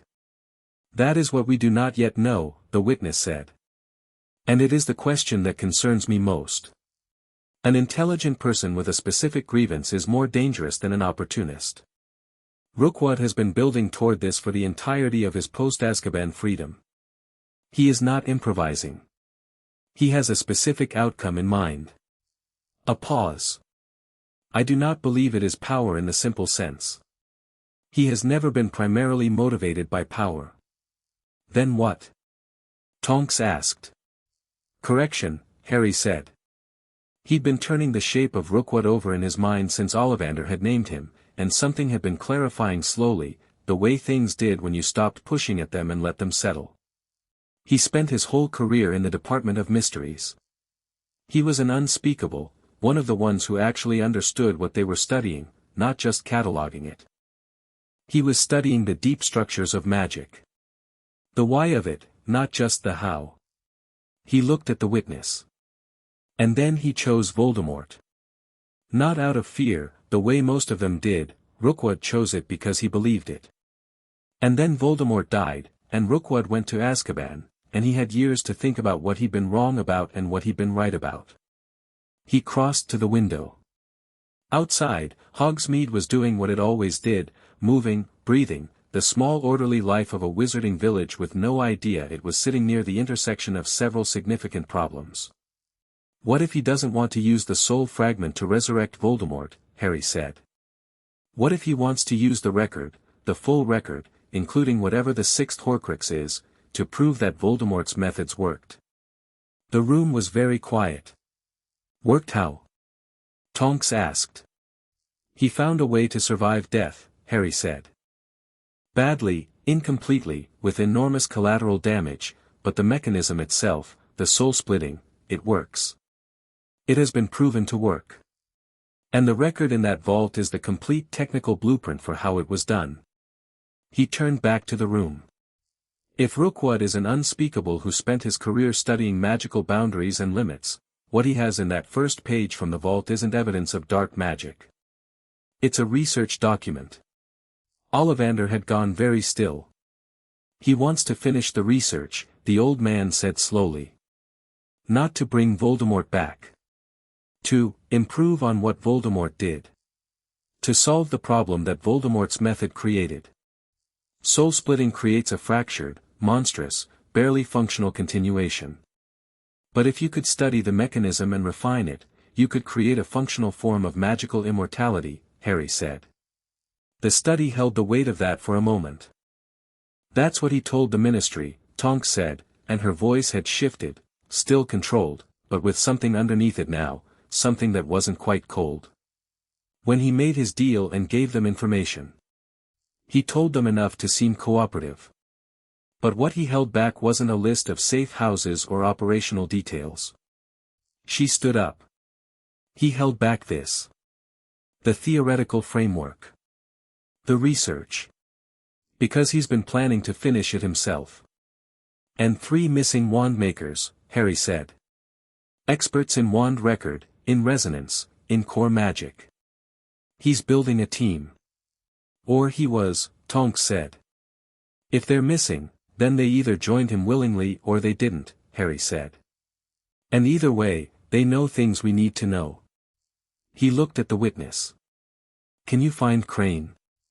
Current location, current movements. I can try, the witness said. Her Floo activity will be in the transport records if she's using the British network. Give me, a pause that had a working quality to it, a sense of process happening in real time. She registered a temporary Floo address in Bloomsbury 4 days ago. A flat above a Muggle bookshop. She has made 2 outgoing connections from it, one to Edinburgh, which I believe was the Rookwood communication, and one to a number I cannot identify. The second connection was this morning. This morning, Harry said. After Rookwood placed his equipment order. Yes. Approximately 40 minutes after. They're coordinating, Tonks said. The timeline is tightening. Rookwood collects his equipment tomorrow. Crane is already in London. She looked at Harry. We need to split. You want to go to Crane, Harry said. Someone should, Tonks said. She's a wild card. Her agenda is separate from Rookwood's, which means she might be persuadable. Or at minimum she knows things about the record that we don't. And, she paused, she's a scholar. Scholars talk when you ask them the right questions. And while you're doing that? Harry asked. You go to the vault, she said. You read the record. You find out where the 6th Horcrux is before Rookwood does. She crossed the room to him, not slowly. We reconvene tonight. Wherever you want. Grim old place, Harry said, because it was the most secure location he owned and because he hadn't been there in 2 weeks and that meant nobody would be watching it. Grim old place, she agreed. She stopped in front of him, close enough that he could see the scar properly. It was old, silvered, and had been made by something bladed rather than magical, which told him a story about the last 2 years that she hadn't chosen to tell him yet. Harry. Yeah. Don't do the record alone, she said. Take Ollivander into the vault with you. I will. She looked at him for a moment longer than necessary. Then she turned to Ollivander.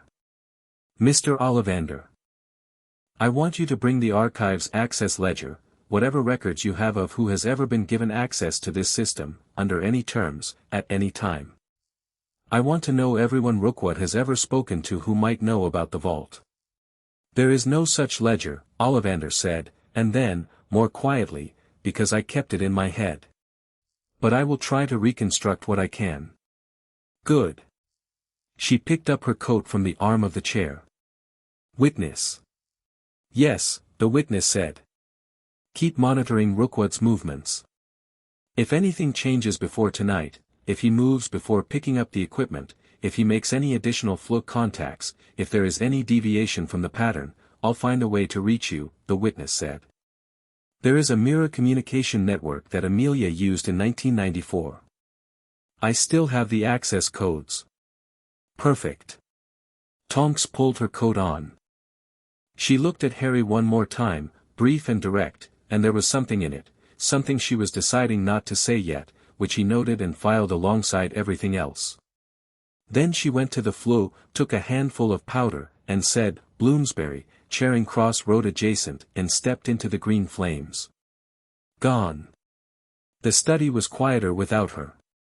Not emptier, just quieter in a different register. She is extraordinary, Ollivander said, after a moment. Yes, Harry said. She always has been. He looked at the Floo for a second, then turned away from it. He pulled the holly wand from his back pocket and held it loosely, feeling the warmth of it, the familiar fit of the handle in his palm. He thought about the vault below Diagon Alley. The yew wand in its rack. The cold of it against his fingers. Let's go, he said. They fled back. The shop. The workbench, the seal broken and rebroken. The trapdoor. The 17 steps. The vault. It felt different the second time, not more familiar but more real, the way places do when the first visit has processed and you understand what you're walking into. Harry moved into the room with more purpose, not looking at the other racks as he passed them, keeping his eyes forward and his mind clear. They reached the riddle section. The wand was exactly as he'd left it. "The unlocking sequence," Harry said. "Tell me what I need to do." Ollivander came up beside him. "You take the wand from the rack with your wand hand. You hold it the way you would hold your own, not a death grip, but a working hold, a real one. And then you simply," he paused, "you let it know you. There is no incantation. The key is the connection, as I told you. The wand reads what you carry. And then the record opens. You will experience it here, in this room, your body will remain present but your attention will be," Ollivander made a gesture, "elsewhere. I will remain with you. I will not touch you unless necessary. I recommend you sit." Harry didn't sit. He looked at the wand for a moment. Then he reached out and lifted it from the rack. It was cold. Cold the way deep water is cold, not absence of heat but presence of something else, something that had its own temperature that was simply not warmth. His hand registered the weight of it, heavier than his own wand, denser in the wood, the surface worn smooth in a way that suggested very heavy use or very long life or both. He held it the way Ollivander had told him. Properly. Wand hand, working grip. Nothing happened for a moment. Then everything happened at once. It was not like a pensieve. A pensieve was someone else's experience, accurate and fixed and external. You were an observer, you moved through someone else's memory like a ghost at a feast, untouched. This was not external. This was simultaneous. Every single record the wand held, thousands of spells, hundreds of encounters, decades of dark magic, opened at the same moment in the same space, not in sequence but in a vast, crushing simultaneity that was. Harry's knees hit the stone floor and he didn't notice. He was in Wool's orphanage in 1938 and Tom Riddle was 11 years old and the terror of him was the terror of a child who had always known he was different and had decided that different meant better because the alternative was unbearable. The magic coming off him in waves. Uncontrolled and enormous and furious. He was in a cave over dark water and the rock hissed where the spell touched it and a locket sank into the lake and the satisfaction of it was the satisfaction of someone who believed they had solved the problem of mortality and didn't yet understand what solving it had cost them. He was in Godric's Hollow in 1981 and the green light was, Harry pushed through that one. Not away from it. Through it. He'd been through it before in different forms and he knew the shape of it. The killing curse was old and familiar to him in the way that the worst things become familiar, not comfortable but known, navigable. He pushed through it like walking through a heavy curtain. On the other side, a room he didn't recognize. Small, low-ceilinged, somewhere cold and stone. Somewhere that felt like underground. And Voldemort, younger, barely recognizable as himself, the Horcrux process not yet having entirely destroyed what he'd started as, was kneeling over something. Something on the floor. A vessel. Small. Dark stone, ancient, the kind of ancient that predates recorded magic, the kind of ancient that belongs in a museum or a sealed vault and not in a cold underground room with a man who was removing pieces of his own soul. The sixth one. Harry tried to look at the vessel clearly, to read the details, to understand the location, and the record cooperated because this was what the record was, this was its entire purpose, the precise and permanent encoding of what had happened, and so it held still for him, the way it didn't hold still for anything else, and he saw, stone. Dark stone, almost black, carved with a symbol he didn't recognize immediately and then did. It was a modified version of a rune, Proto-Germanic, the kind used in the magical architecture of very old structures. The kind of stone that came from one specific type of quarry, one specific region. He saw the floor beneath it. The walls.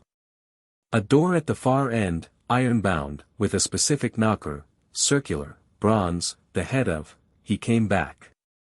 The vault. The stone floor under his knees, the cold radiating up through the stone, Ollivander's hand steady on his shoulder, not gripping, just present, the way the old man had promised. The wand in his hand, cold as ever, and his own wand warm in his back pocket in what felt like response. He was breathing hard. Ollivander waited. Did not ask if he was all right, which Harry appreciated, because he wasn't entirely all right, but he was functional, and those were not the same thing. Harry set the wand back in its rack. He stayed kneeling for a moment longer, because getting up too fast seemed like the wrong call, and then he got up. His hands were steady. He was mildly surprised by that, and then not surprised, because he'd been steadier than people expected in worse circumstances than this. "Did you find it?" Ollivander asked quietly. "Yes," Harry said. His voice was even. "I know where it is." "Where?"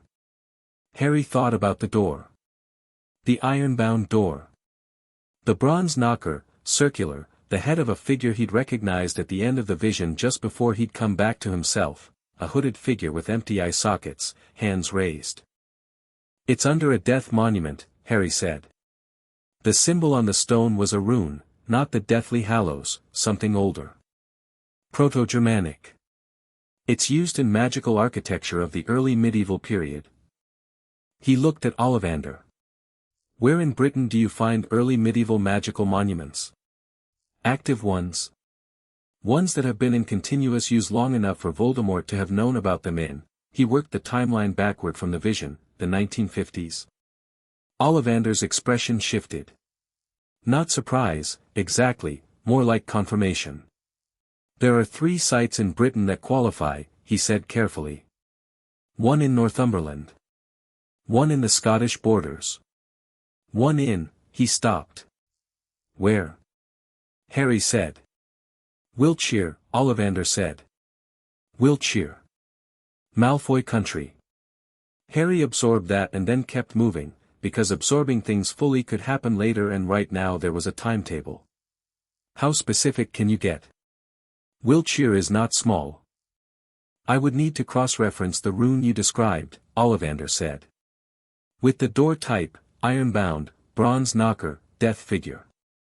I know of 2 structures in Wiltshire that predate the Norman period and have been in continuous magical use. Both are underground." He paused. "One of them is on land that has been in the Malfoy family for 400 years. Harry straightened up. His mind was already at Grimmauld Place, already at the conversation with Tonks tonight, already mapping what came next. "Come on," he said. They left the vault the way they'd come, 17 steps up, the workbench back in place, the shop locked behind them. Outside, Diagon Alley was moving into early evening, the light going long in gold over the shop fronts, people heading home, the day completing itself. Harry stood on the cobblestones for a moment and breathed. He thought about what it had been like in there, the weight of it, the cold, the enormity of Voldemort's magical history pressing through him in one great undifferentiated rush. He thought about the moment he'd pushed through the 1981 memory, the discipline of it, the fact that he'd known how to navigate because he'd been navigating that particular darkness since he was a child. He thought about the 6th Horcrux. Small, dark stone, ancient. Hidden below ground in Wiltshire, on or near Malfoy land, in a structure old enough to predate everything they knew. Voldemort had been thorough. And clever. And extraordinarily frightened. Harry's phone buzzed in his jacket pocket, his muggle mobile, charmed to work near magical concentrations. He'd started carrying it after the war because it was faster than Owl Post and because a significant portion of the people he needed to communicate with had adapted better to muggle technology than most witches and wizards gave them credit for. The text was from Tonks. She talked a lot. "We have a problem. See you at 8. He texted back, "I found it. We have a bigger problem." Her reply took 10 seconds, "Of course we do. Is Ollivander eating dinner? He looks like he doesn't eat enough." Harry looked at Ollivander, who was standing beside him on the cobblestones looking simultaneously ancient and oddly lighter than he had that morning, as if the act of finally telling the truth about the archive had taken something off him. "Are you eating enough?" Harry asked. Ollivander blinked at him. What kind of question is that? Tonks wants to know. Ollivander looked at Harry's phone with the moderate suspicion that wizards of his generation generally leveled at Muggle technology. Tell her I eat perfectly adequately. Harry typed, he says adequately. Tonks, that means no. Bring him to Grimmauld. I'll cook.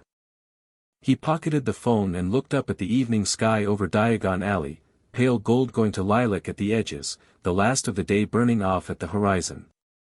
Somewhere above them, the magical world was doing what it always did, living, worrying about ordinary things, trusting that the worst was over. He turned to Ollivander. You're coming to mine for dinner, he said. I beg your pardon. Grimmauld Place. We're all meeting at 8. And apparently someone's cooking.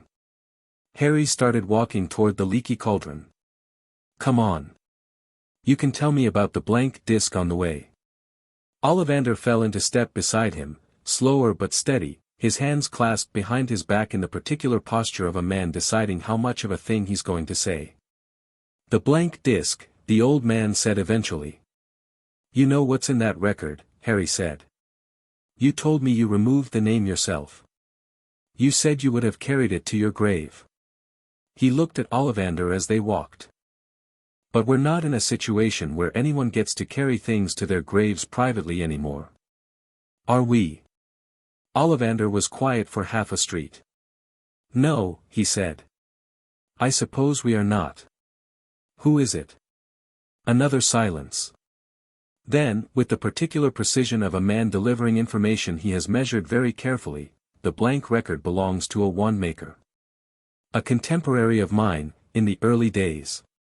Someone who understood the archive better than Rookwood did, better than almost anyone, because they helped me build it before Rookwood was ever involved. He paused. Someone who, in 1972, discovered what the Elder Wand's resonance might eventually do and decided that the appropriate response was not to build an archive but to destroy the wands entirely. All of them. Every wand that could potentially carry the record. Harry stopped walking. You disagreed, he said. Violently, Ollivander said, with a precision that suggested he meant the word literally. We argued. The argument ended our partnership. They left England. I never heard from them directly again. He paused. But their record is in the archive because I put it there, before the argument, before I knew what they planned. And I removed the name because I wanted the record preserved without it being traceable. Who was it? Harry said again. Ollivander looked at him. Her name, he said quietly, was Vespera Crane's mother. The evening air moved between them, cool and still, carrying the smell of the river. Harry looked at the old man for a long moment. He thought about Tonks, right now, somewhere in a flat in Bloomsbury above a Muggle bookshop, sitting across from Vespera Crane and asking her questions. Getting answers. She talked. A lot. He thought about how much Tonks knew, and how much she didn't know, and what the difference between those two things might mean. He pulled out his phone. Are you still with Crane? 30 seconds. Then, just leaving. Why? He typed quickly, don't go back alone. Whatever she told you, there's more. Wait for me. Her reply was immediate, already outside. Harry, what did you find? He typed, tell you at 8. Be careful getting to Grimmauld. He pocketed the phone and looked at Ollivander. You should have told me that an hour ago, he said. Not angry, just factual. Yes, Ollivander said, with the directness of a man who had stopped defending his mistakes. I should have. They started walking again. The sky had gone fully lilac now, stars beginning at the far eastern edge, the day done. Harry walked quickly and Ollivander kept pace, and between them the silence had the quality of two people who have run out of small things to say and have arrived at the large things and are taking the measure of them. One name hadn't been spoken yet. It would need to be, tonight, at Grimmauld Place, with everyone present and the full picture assembled and the timetable pressing. Draco Malfoy's family land. A structure below ground, on or near Malfoy property, containing a piece of Voldemort's soul. Harry thought about the last time he'd seen Draco, at the Ministry, 6 months ago, in a corridor, both of them heading to different offices and stopping for an awkward 30 seconds that had involved a nod and nothing else. Draco had looked tired. He'd looked like a person who was doing the hard work of becoming something other than what his family had made him, which Harry respected, because he understood that particular labor. Whether or not Draco knew what was on his land was a question that mattered very much and had several possible answers, and Harry was going to need to think carefully about which answer was most likely before tonight's meeting at Grimmauld Place, because the wrong assumption could unravel everything. He pulled his jacket tighter against the evening air and kept walking. Above Diagon Alley, the first stars were out. Chapter 4, The Headmistress Plays Her Hand. Grimmauld Place at night had a particular quality that Harry had never fully shaken, the way the house breathed, the creak of the old staircase, the portrait corridor with its layers of silencing charms over Walburga Black's frame that he'd renewed every 6 months out of habit. The kitchen was the warmest room in the house, always had been, and Tonks had found it immediately upon arrival, which Harry suspected said something about her instincts for comfort in uncomfortable spaces. She'd been cooking for 40 minutes by the time Harry and Ollivander came through the front door, and the smell of it, garlic and rosemary and something slow-roasted, hit the hallway and did something significant to the atmosphere of a house that had contained too many serious conversations in its lifetime. Ollivander stopped just inside the door and looked around with the silver-eyed assessment of a man who knew the history of things. This was a Black family residence, he said. Still is, technically, Harry said. Sirius left it to me. He hung his jacket on the hook by the door. Come through. The kitchen was exactly as Tonks had made it, warm, lit, organized into a comfortable mess that suggested she'd been here before and knew which cupboards held what. She was standing at the stove in a way that suggested she was simultaneously cooking and thinking about something else entirely, her coat slung over the back of a chair and her sleeves pushed up. When Harry came in she turned, read his face in about 3 seconds, and poured 2 additional glasses of wine from a bottle she'd apparently found in the cellar. Sit down, she said. Both of you. Food's 15 minutes. Talk first. Ollivander sat. Harry didn't. Crane, he said. Everything. Everything is complicated, Tonks said, turning back to the stove with 1 glass remaining in hand. She knew I was coming. She answered the door before I knocked, which, she sensed you, Ollivander said. She read the wards, apparently. She put her own on the flat and they told her someone with an Auror signature was in the building. Tonks stirred something. She invited me in. Made tea. Sat down across from me and waited for me to start, which was either confidence or resignation and I'm still not sure which. What did she tell you? Harry asked. That she's not working with Rookwood. That she hasn't been, not really, not in the way we assumed. She confirmed the meeting in Inverary. She said he contacted her 6 weeks before that meeting, told her he had a fragment of wand record data, asked if she could read it. She said yes because, Tonks paused, because she wanted to know what was in it. Her own reasons, not his. The archive, Harry said. Her mother. Tonks turned fully from the stove. You found that, she said. Ollivander told me. On the way here. He looked at the old Wandmaker, who had accepted his wine glass and was holding it with both hands. Tell her. Ollivander told her.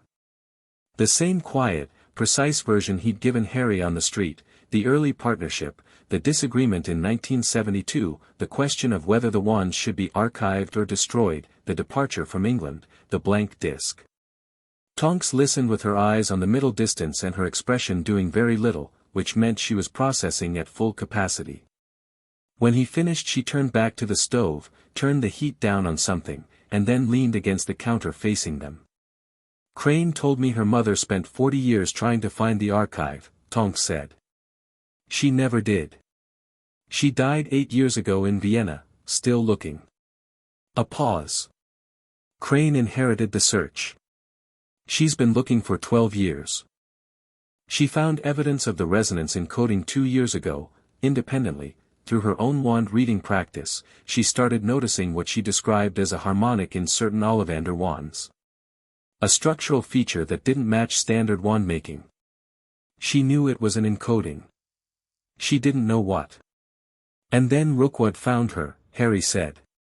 And then Rookwood found her, Tonks confirmed. He didn't tell her the full picture, she's clear on that. He gave her a fragment of the record and asked her to read it. She read it.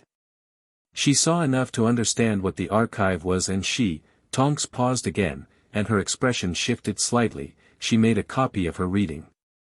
Her own analysis. Kept it. Smart, Harry said. Very, Tonks agreed. She said she cooperated with Rookwood up to the point where she understood what he wanted to do with the information. Which is when she stopped cooperating. When was that? The day after the Inverurie meeting. He contacted her the following morning with specifics. She said no. He didn't push. Tonks picked up her wine. Which worried her more than if he had pushed. Because Rookwood not pushing means Rookwood doesn't need you anymore. He got what he wanted from her, Harry said. He got a confirmed reading of the first page. Enough to know the 6th Horcrux exists and enough to know the general region. Tonks looked at Harry steadily. She couldn't pinpoint it. Her reading only gave her partial data. But she gave him enough. He knows it's in Wiltshire, Harry said. Did she tell you that? Tonks said carefully. I found it in the record. He moved to the table and sat down, finally. I know the site. Roughly. Underground structure, early medieval magical architecture, on or near Malfoy Land. He watched Tonks's face. She didn't tell you. She said Southern England, Tonks said. She was deliberately incomplete. She doesn't want Rookwood to get there. Does she want us to get there? She wants her mother's record given a proper name, Tonks said simply.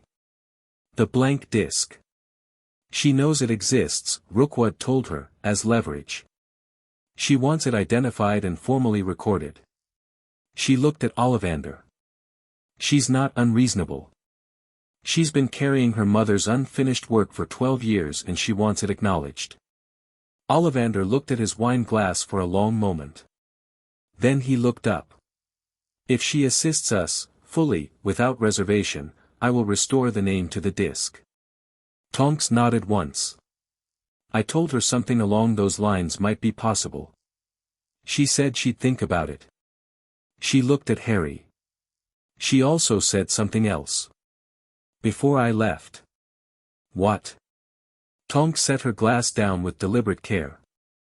She said, tell Potter to check his wards before tonight. Not his house wards.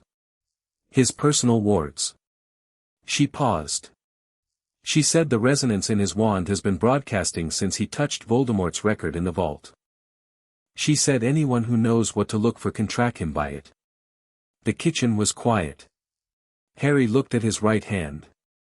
The holly wand was warm, warmer than usual, a sustained heat rather than the normal ambient warmth. He hadn't noticed it escalating. He'd been moving too fast to notice. He pulled the wand out and looked at it. Nothing visually different.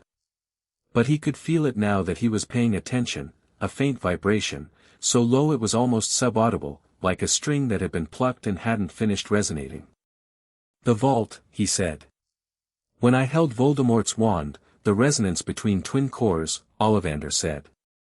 He had leaned forward, his wine forgotten. Phoenix feather from the same bird. The connection between those two wands has always been exceptional. When you read Voldemort's record, when you made genuine contact with the U-wand, you reactivated the resonance channel between them. He looked at the holly wand with an expression of acute professional concern. Your wand has been transmitting your location into the wand network since you left the vault. Can Rookwood read that signal? Harry asked. If he has the right instrument, Ollivander said. With Caldwell's help, a resonance reader modified from a standard wand tracing device. How long have I been transmitting? Harry asked, and his voice was entirely steady. Since the vault, Ollivander said. Approximately 3 hours. Harry sat with that for 2 seconds.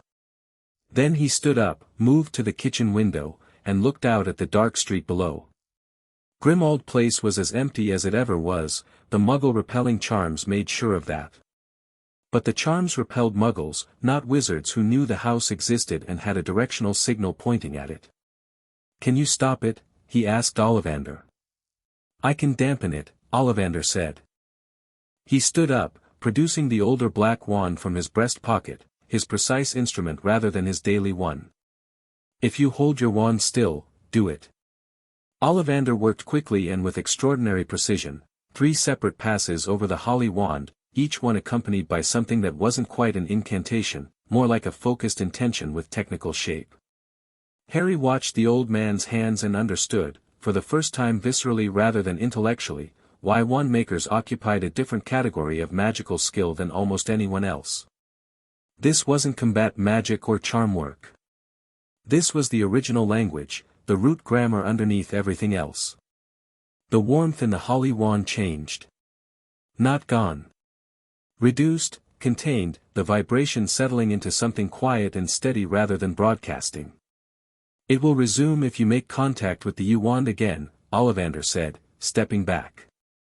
"The channel has been reopened between them and closing it permanently would require, later problem," Harry said. "Right now, does Rookwood know where we are?" "He knows where you were 3 hours ago," Tonks said. She had moved to the kitchen doorway without Harry noticing, her body language easy but her eyes moving between the window and the hall. "Which is Diagon Alley, and then, Hogsmeade possibly, if the signal carried through the Floo. He might not have been watching. If he's in Edinburgh and only checks the signal periodically, we assume he was watching," Harry said. "Not a debate. Just the correct operational assumption." Tonks nodded. "We assumed he was watching. Then we have tonight to work with before he recalibrates." He looked at both of them. "After dinner we go through everything. What Crane told you, what I found in the record, the Malfoy land question. We build the full picture." He paused. "And tomorrow morning, before Rookwood collects his equipment, we go to Wiltshire." Tonks opened her mouth. A sharp knock at the front door stopped her. 3 knocks, then 2, then 1. A specific pattern that was not a standard Grimmauld Place signal because Grimmauld Place didn't have standard signals for anyone currently alive. Except one person. Harry and Tonks looked at each other. He went to the hall, Tonks 1 step behind, and opened the front door. Minerva McGonagall stood on the doorstep in full traveling robes, a tartan scarf around her neck that somehow did nothing to reduce the impact of her expression, which was the expression of a woman who has just traveled a significant distance at speed and has not done so for trivial reasons. She looked at Harry. She looked at Tonks. She looked past them at the hall. "I assume Mr. Ollivander is also here," she said. "Kitchen," Harry said. "Good," she said, and walked in. Harry closed the door behind her, and Tonks raised an eyebrow at him in a way that asked several questions at once, none of which he could answer yet, so he shook his head marginally and followed the headmistress into the kitchen. McGonagall did not sit down immediately. She stood at the head of the table and looked at Ollivander for a moment with an expression that he received with something that looked, very briefly, like guilt. "Garrick," she said. "Minerva," he said. "You should have come to me weeks ago." "I know," he said. "When you felt the incursion, I know," he said again, and the repetition had more weight in it the second time, the weight of a man who has run out of defenses and is simply acknowledging the ground he stands on. McGonagall looked at him for another moment, then appeared to decide that the accounting could wait and pulled out the chair at the head of the table and sat down. "Sit down, everyone," she said. "I have things to tell you, and the food is going to burn if Miss Tonks doesn't attend to the stove."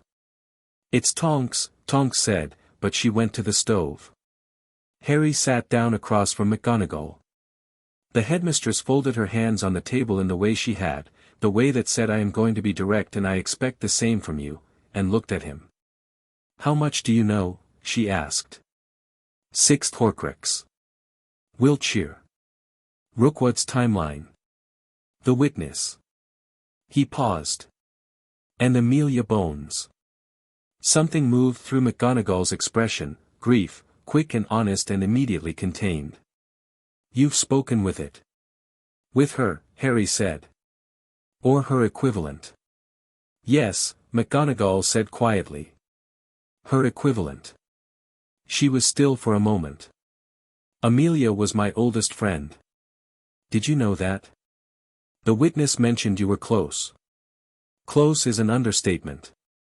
She unfolded her hands and folded them differently, a tell that Harry had learned to read in 7 years of her classes, a sign that she was choosing between versions of a thing. "We were at Hogwarts together. She was 2 years below me. I was the reason she joined the DMLE. I told her she had the kind of mind that could either prosecute injustice or cause it, and I suggested she choose carefully." A pause, the smallest one. "She chose well." "The witness is more than Amelia's judgment," Harry said. He'd been thinking about this since Hogsmeade. "You know exactly what it is. How she built it." McGonagall looked at him with the expression she reserved for students who had arrived at the correct answer by an unexpected route. "What makes you say that?" "Because the witness knows things about the archive that only Ollivander should know," Harry said. "It knows the internal architecture, the access levels, the resonance structure. That kind of knowledge doesn't come from reading Floo echoes. It comes from direct involvement." He paused. "Amelia wasn't just Ollivander's friend and confidant. She was part of the archive project." The kitchen was quiet except for the stove. "Yes," McGonagall said. "She was." Ollivander looked at the tabletop. "She came to me in 1993, he said quietly. "After the Chamber of Secrets. She was concerned, more than anyone at the Ministry was allowing themselves to be publicly, that something was building. She believed Voldemort was returning and she believed the archive might become relevant in ways I hadn't anticipated." He paused. "She asked to be brought fully into the project. To understand its complete architecture." I agreed. "And she built the witness," Harry said. "Over the 2 years before her death," Ollivander confirmed. "She and I designed it together. The Fidelius-adjacent encoding was her innovation. She understood the theory from her DMLE work with protected witnesses. She believed," he stopped, and the stop was full of something, "she believed she was going to die. She told me so directly, in this same way she told everything, without drama and without self-pity. She said she was becoming too visible and that Voldemort was eliminating visible threats. She said she needed to ensure that what she knew outlasted her." "It did," Harry said. "It did," Ollivander agreed. McGonagall had been listening to this with the stillness of someone who has heard parts of a story before but not all of it, and who is finding the complete version both more and less painful than they expected.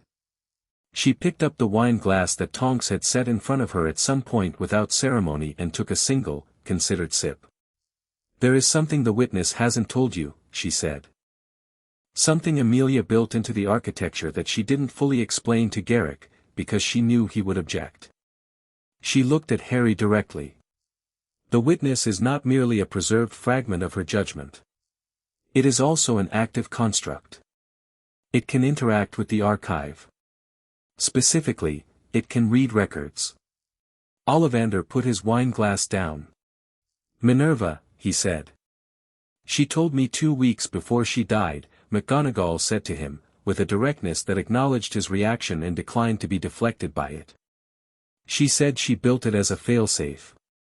In the event that someone found the archive and used it improperly, in the event that a record was accessed without legitimate connection, the witness would be able to read the full record independently and determine what had been compromised.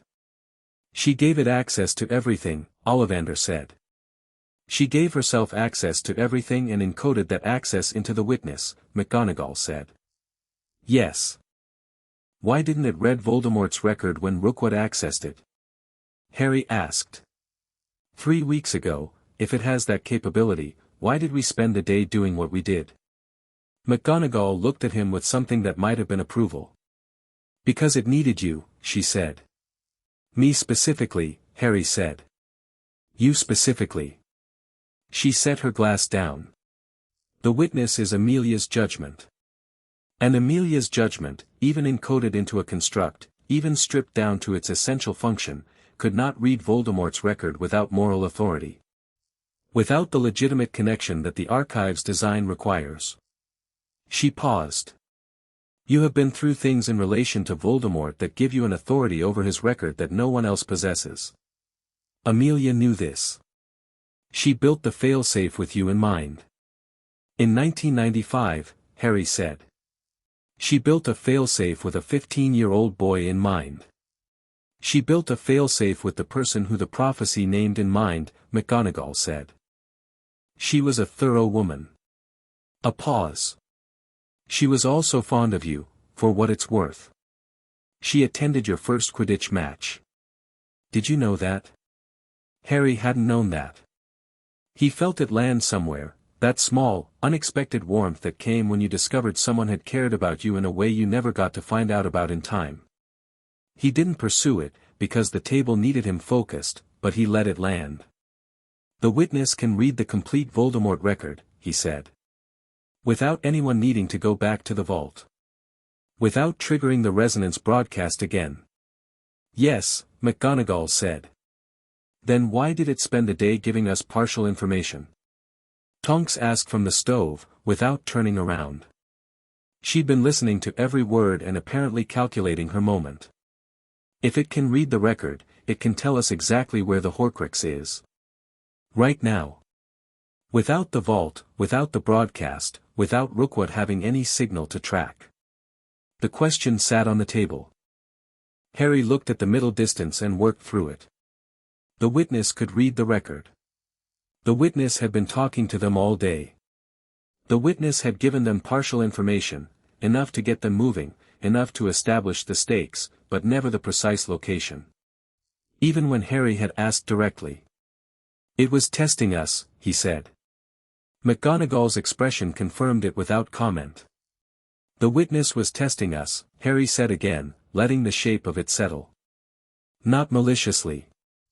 The way Amelia Bones would test something, not by withholding arbitrarily, but by watching how we moved toward the answer. Whether we were building the right picture, asking the right questions, understanding the full scope of what we were dealing with. He paused.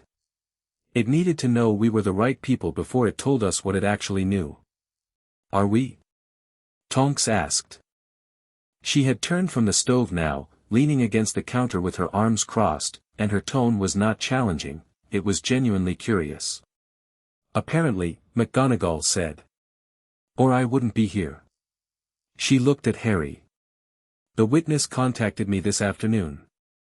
Through the mirror network Amelia established in 1994. I came as quickly as I could. It told you to come here? Harry said. It told me that Harry Potter was on the correct path and that I had information he needed. She paused. It also told me, and this is the part that I have been sitting with since I received the message, that the contact 9 days ago was not a soul fragment. The table went very still. Harry looked at McGonagall.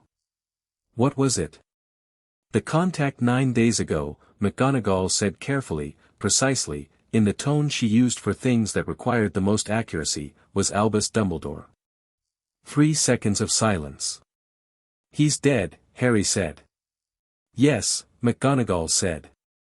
He's been dead for 9 years, Harry said. Yes, she said again. And yet.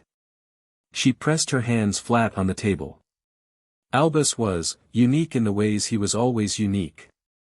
The witness could not confirm his identity with certainty because the contact was, as it told you, fragmented.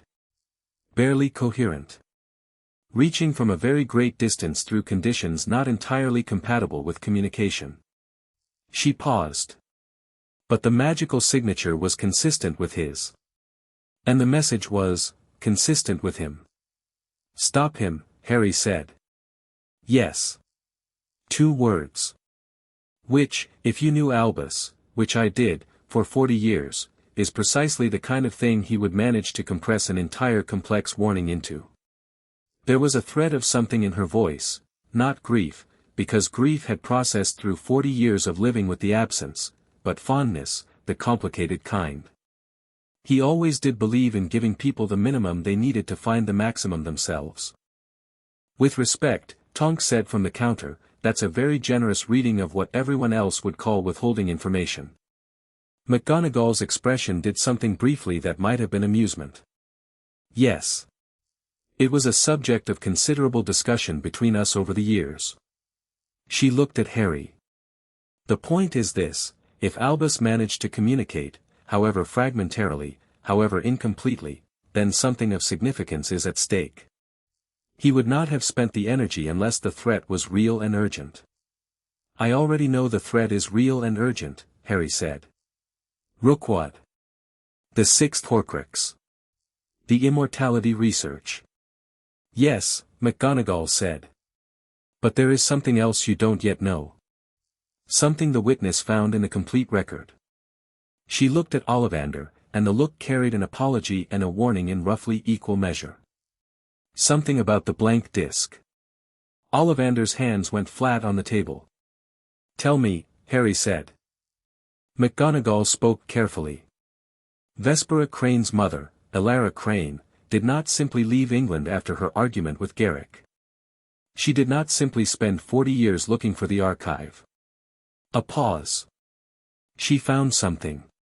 Not the archive itself, but evidence of the Elder Wand's resonance in a different form. She found evidence that the resonance had, during the transfer of the Elder Wand's allegiance through its history, occasionally produced not just record encoding but, something more active.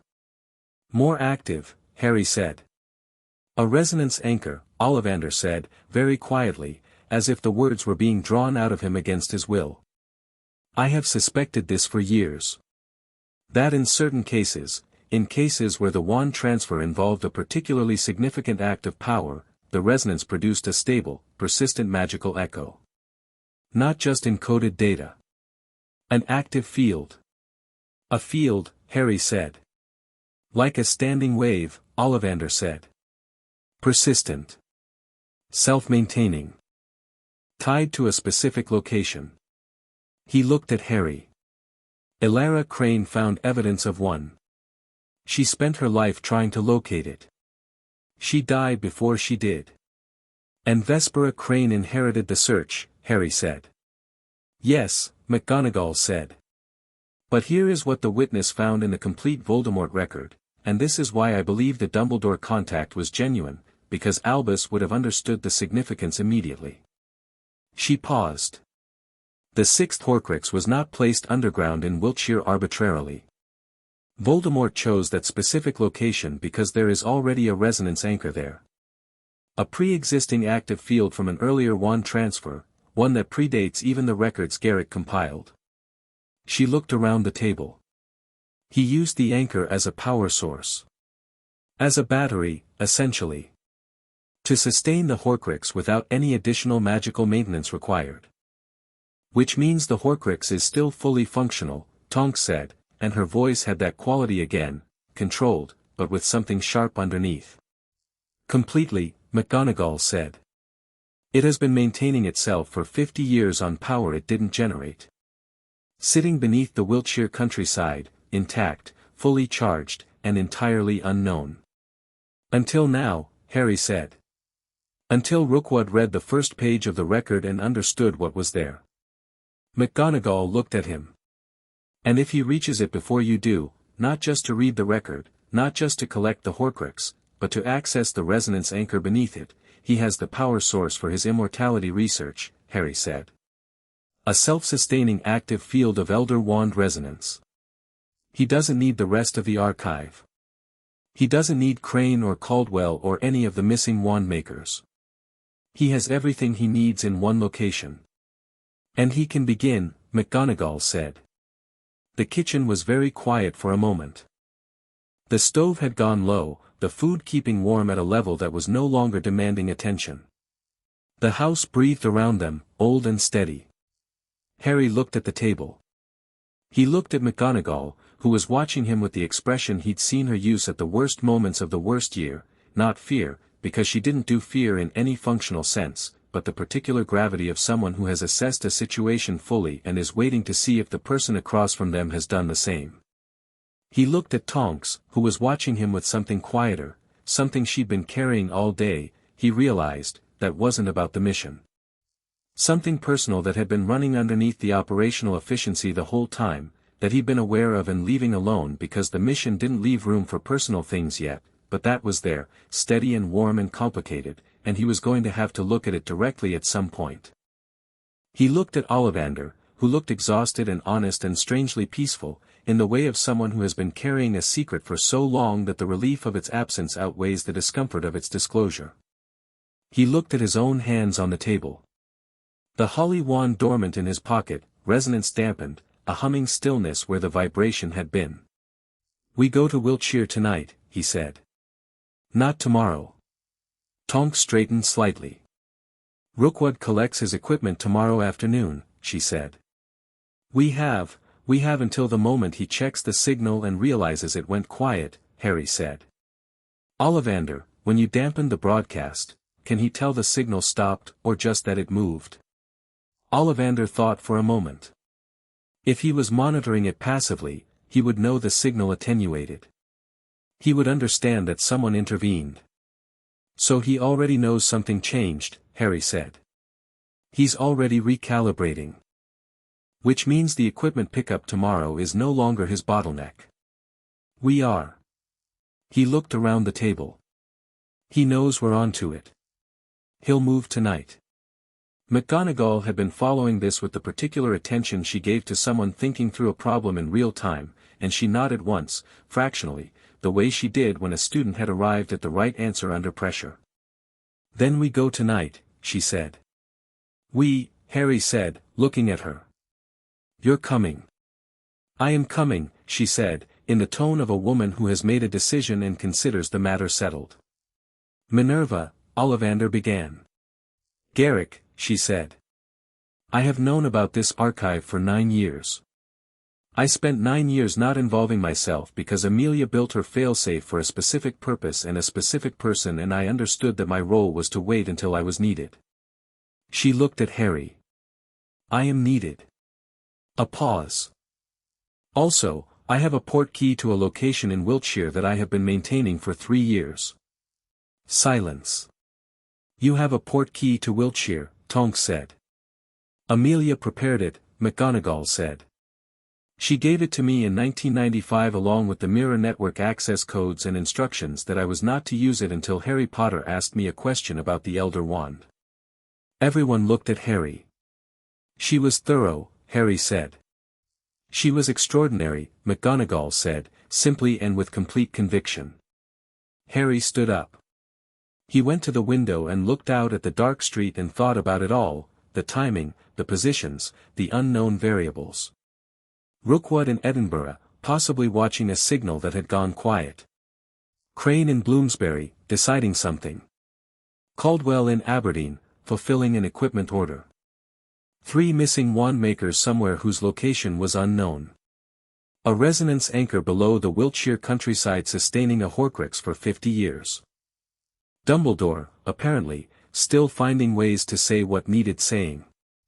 He thought about Voldemort in the vault, not the terror of it, but the texture. The vast, consuming fear underneath all that power.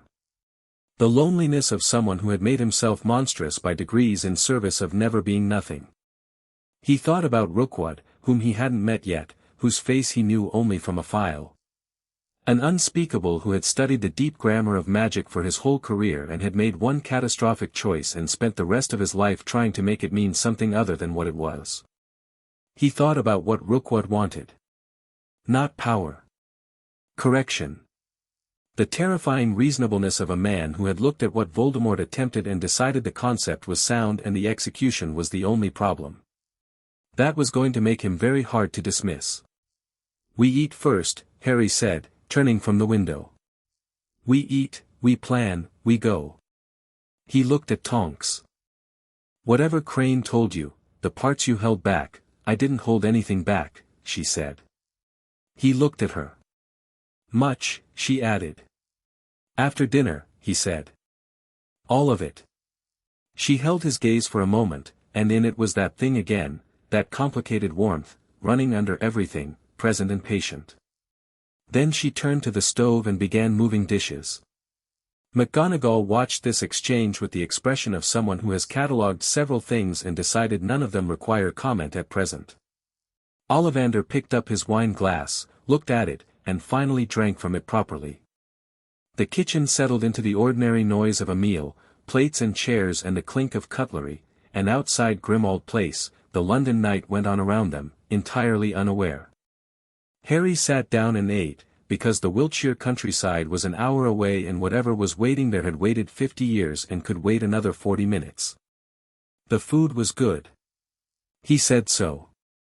Tonks said, "Thank you," without looking up from her plate, and there was a line at the corner of her mouth that was almost a smile. McGonagall passed the bread with the brisk efficiency of a woman who fed students for a living and considered the feeding of people a fundamental act of care. Ollivander, Harry noticed, ate 3 helpings. At 9:30, they cleared the table. McGonagall produced the portkey from her travelling robes, a plain wooden ruler, old and unassuming, and laid it in the centre of the cleared table. Harry looked at it. A ruler that Amelia Bones had enchanted in 1995 and given to her oldest friend with instructions to wait for a boy to ask about a wand. He thought about what it meant, that she had prepared this specific thing for this specific moment, had trusted that the moment would come, had died without knowing whether she'd been right. She had been right. She was right about everything, apparently. The witness was just her precision, continuing. "Wiltshire," Harry said. He looked around the table. "Here's what we know. Here's what we do." And he told them. Chapter 5, Rookwood's masterpiece. The portkey took them at 10:10. Harry gripped the wooden ruler with McGonagall on his left and Tonks on his right and Ollivander at the end, and the familiar lurch pulled them sideways through space, not the clean directed fall of Floo'd but the violent compression of distance, the world folding like a piece of paper until 2 points touched. They landed in a field. Wiltshire at night was black and immense. The sky was clear, properly clear, the rural dark that city people forgot existed, stars in numbers that seemed excessive, a half-moon sitting low and steady over the tree line to the west. The field smelled of autumn and turned earth and something faintly mineral, like rain on old stone, and the grass was long and wet against Harry's boots. McGonagall released the ruler and pocketed it. She looked around with the efficient assessment of someone orienting from a known map. 300 meters south, she said quietly. There is a slope. Below the slope, a stand of yew trees, very old, planted in a ring. The entrance to the structure is at the center of the ring. How do you know this? Tonks asked. Amelia's notes, McGonagall said, already walking. Harry went ahead of her. Not because she couldn't handle herself, McGonagall was arguably one of the most dangerous witches alive and everyone present knew it, but because the habit was old and the instinct sound. He moved through the long grass quickly, wand in hand, reading the field the way the war had taught him to read open ground. Dark spaces. Wind direction. Any break in the natural sound. The night was quiet. Crickets. An owl somewhere in the tree line. The grass moving in a light westerly that was just enough to carry sound. No human noise. He's not here yet, Tonks said from just behind him, reading the same information by different means. Or he's very good at being quiet. Both things can be true, Harry said. The slope appeared where McGonagall had said it would, a long gradual fall in the land that was invisible until you were on it, the kind of topography that hid itself. At the bottom, the yew ring. 12 trees, ancient, their bark gone to the deep grey-black of extreme age, their canopies interlocked overhead into a roof of dense needles that the moonlight could not penetrate. The interior of the ring was absolutely dark. Harry stopped at the edge. He could feel the resonance anchor from here. That was the only word for it, feel, the way you felt pressure in your ears before a storm, a physical sense of something large and present and very old. The holly wand was warm in his hand. He checked the dampening, still holding, the broadcast still contained, but the wand was aware. Responding to proximity. The entrance, he said to McGonagall. Center of the ring, she said. Amelia's notes describe a stone set flush with the ground. Iron ring. You pull it and the stairs open. Standard for the period, Ollivander said from behind. He had kept up remarkably well across the field and his voice was controlled. Early medieval magical underground structures used flush stone entries. They were designed to be invisible from above and accessible to anyone who knew to look. He paused. Which means they are not particularly secure by current standards. Rookwood would know that, Harry said. Yes, Ollivander said. Harry stepped into the U-ring. The dark was immediate and total, no moonlight, no ambient glow, the canopy above doing exactly what 12 ancient U's interlocked could do. He cast a lumos at half strength, enough to see by without broadcasting a beacon, and the interior of the ring resolved in dim silver. Dead needles and old roots, the ground between the trees carpeted in a deep rust brown. And at the very center, set so flush with the earth that it was nearly invisible, a stone. Dark, almost black. Roughly square, perhaps a meter across. With a small iron ring at its edge. He could feel the resonance more strongly now. It was different from the archive, not the cold, accumulated weight of encoded records, but something warmer, more active.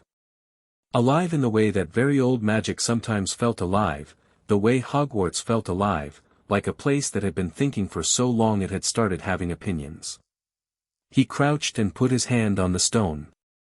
The resonance moved through his palm and up his arm and he understood immediately why Voldemort had chosen this location.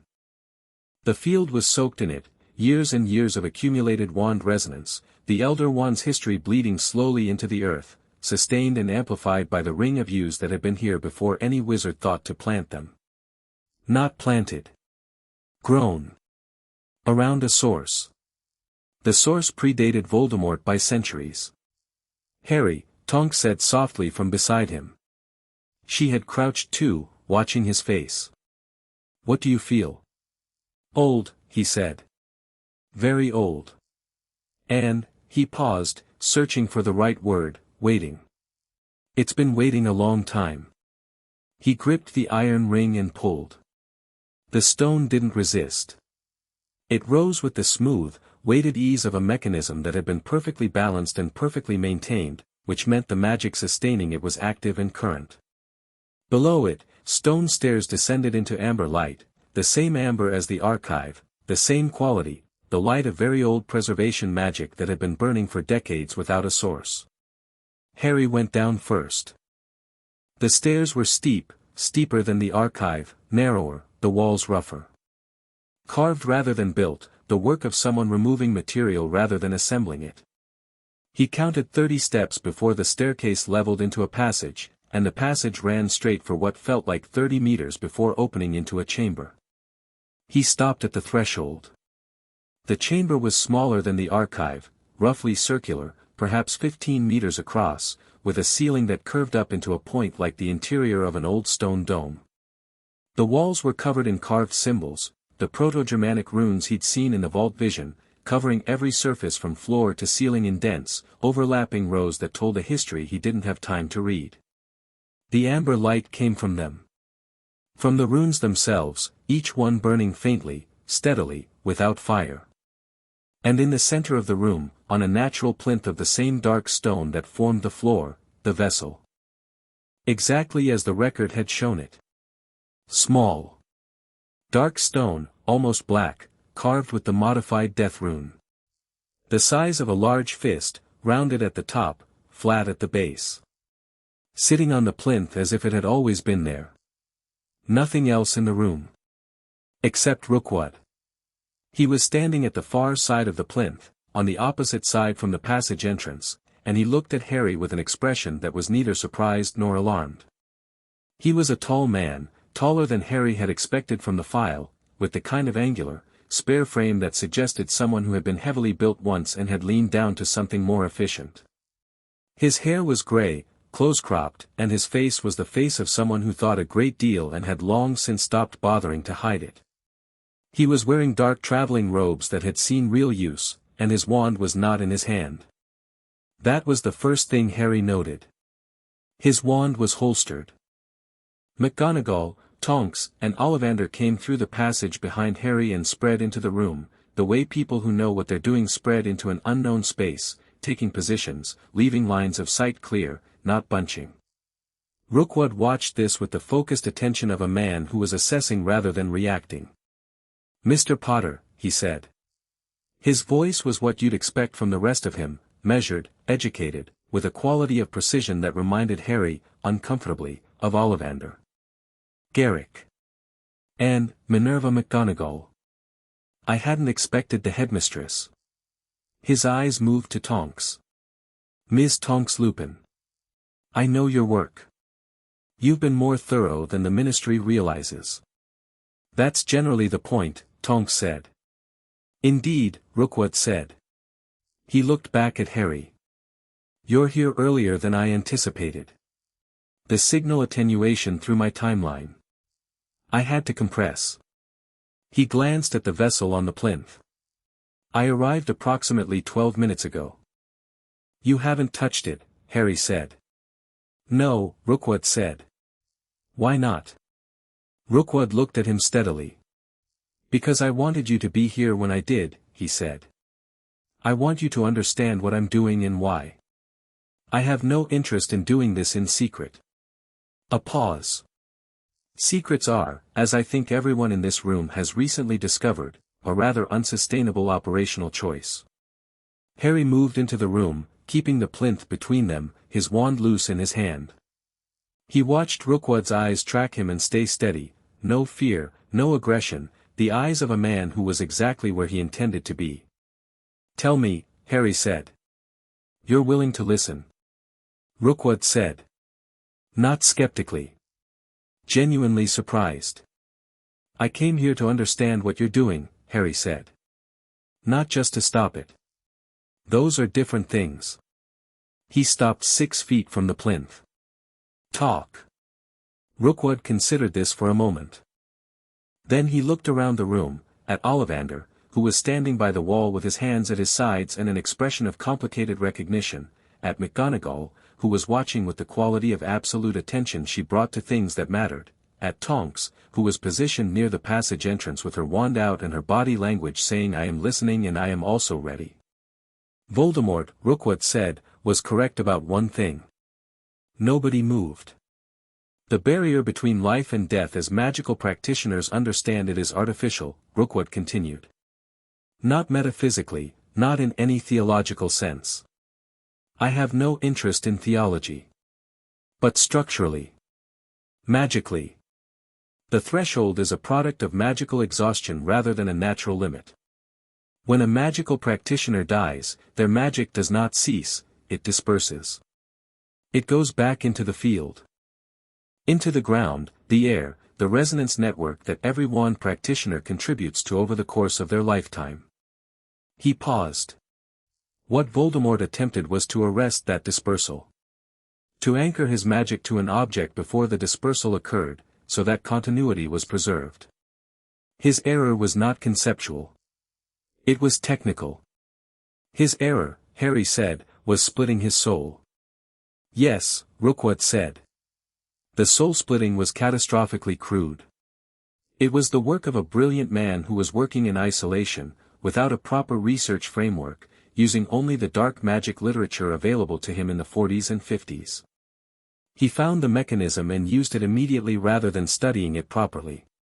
A pause. "The damage it did to him is well documented. I am not proposing soul-splitting." "What are you proposing?" Harry asked. "Resonance anchoring," Rookwood said. He looked at the rune-covered walls, the amber light of them. "What this chamber does passively, what it has been doing for centuries, can be done actively and deliberately. A magical practitioner, at the point of death, could transfer the essential resonance of their magic, not their soul, not their consciousness, but their magical signature, their accumulated power, into a prepared anchor.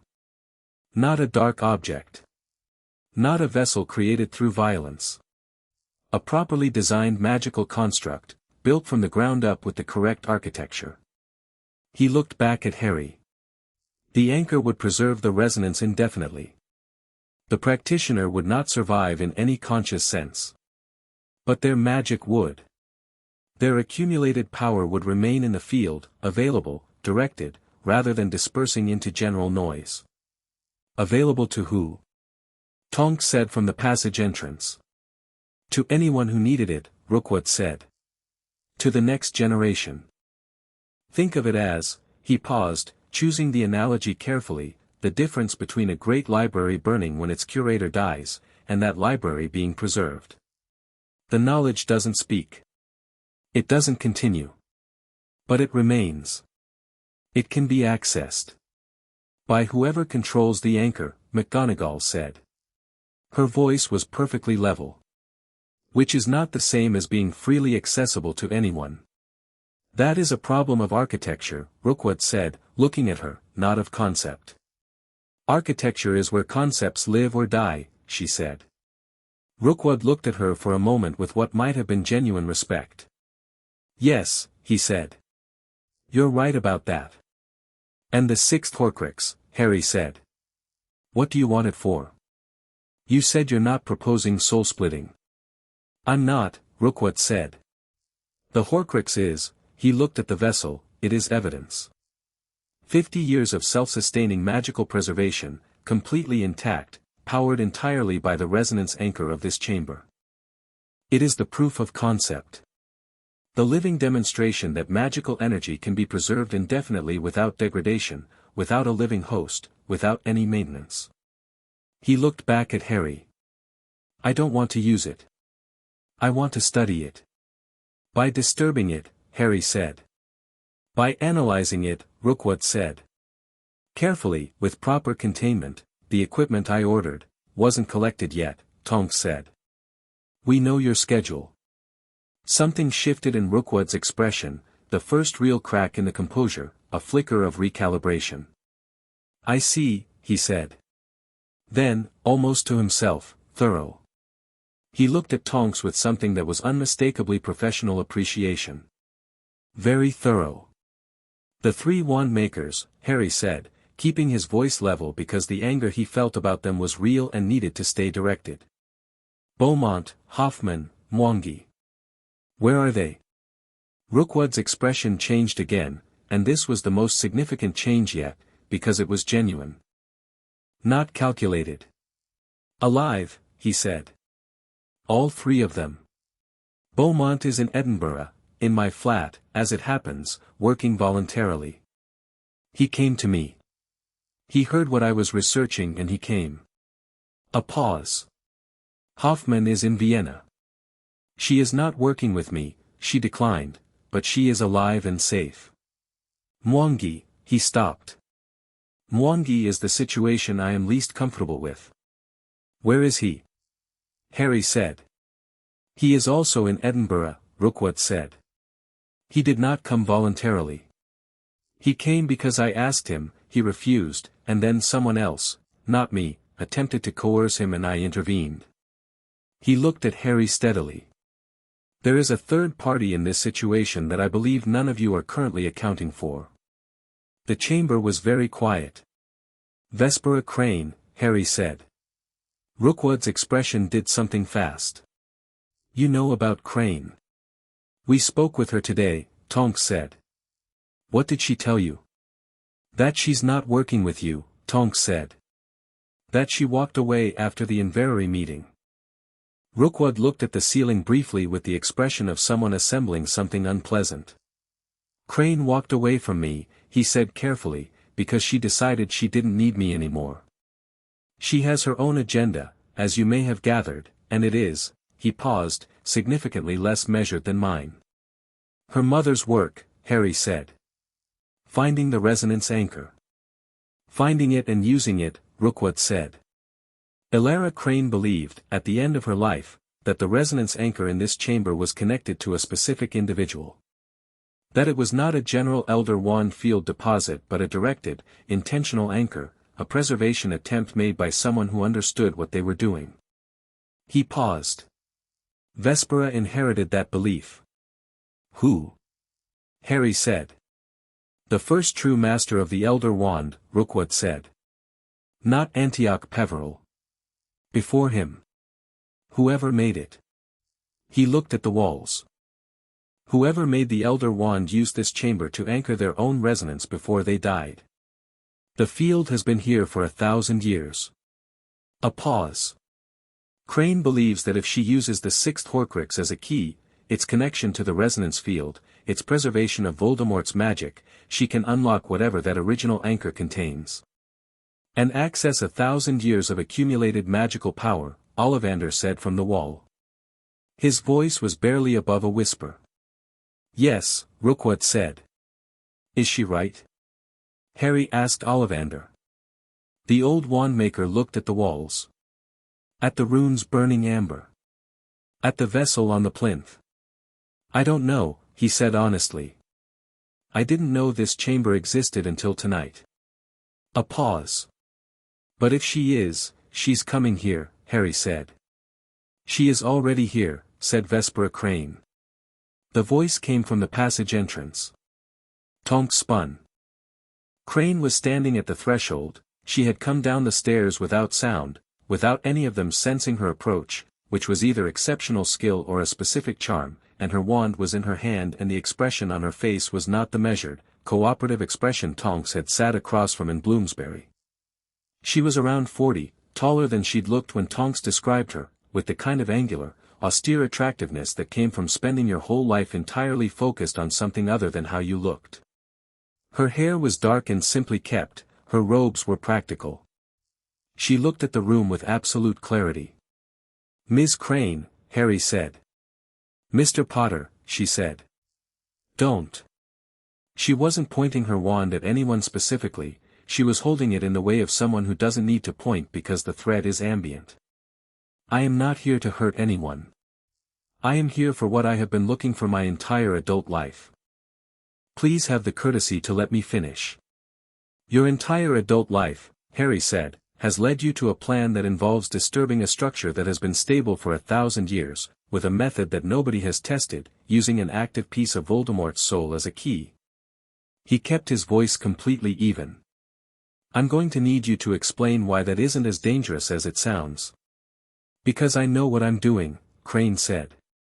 Do you? Harry said. Or do you know what your mother thought she was doing, which is a different thing? Crane's expression tightened. Just slightly. Your mother was brilliant, Harry said, and he meant it, because Ollivander's description and the blank disc and the 40 years of searching all pointed to someone of extraordinary capability.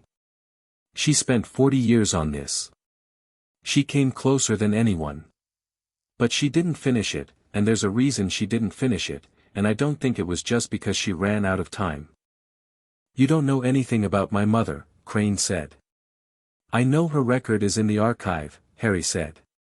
I know what she argued with Ollivander about in 1972, that the resonance-encoded wands should be destroyed rather than preserved. I know she changed her mind about that sometime between 1972 and her death. And I know that someone with her level of understanding of wand resonance, spending 40 years looking for this chamber, she got close enough to be afraid of it. Or she would have found it. Something moved in Crane's face. The clarity shifted slightly, still present, but cracked at one edge. She was not afraid, Crane said. She was careful, Harry said. Which for someone like her is the same thing. He kept looking at her steadily. She stopped. She didn't give you the final steps. She gave you the research and the search but not the conclusion. Why would she do that if she trusted the conclusion was safe? The silence in the chamber had a particular quality, the runes burning steadily around them, the amber light unwavering, the stone dome above holding everything in. She didn't stop, Crane said, but there was something in the way she said it. A pressure behind it. She left you the search, Harry said, not the method. The distinction matters. Crane's wand hand dropped 2 inches. Not lowered, not holstered. Just dropped, as if a decision was being reconsidered. Rookwood, who had been silent for 2 minutes, spoke. "This is what I have been trying to tell you," he said to Crane, without heat, with a kind of professional patience. "The research supports the concept. It does not yet support the method. Using an active Horcrux as a key to a 1,000-year-old unknown structure is, you're not in a position to talk to me about restraint," Crane said sharply. "No," Rookwood agreed. "But I am in a position to talk about methodology." He looked at her. "I have spent 18 months rebuilding a research framework that your mother started and abandoned. I know the shape of what she found. And the shape of it is not a door that opens from this side." "Then which side?" Crane said. "That," Rookwood said, "is what we need to study. Properly. With time and equipment and, we don't have time," Crane said. "The Ministry will shut this down the moment." "The Ministry," Harry said, "is not making this decision." Both of them looked at him. "I am," Harry said. Not loudly. Not with any particular display of authority. Just as a statement of fact.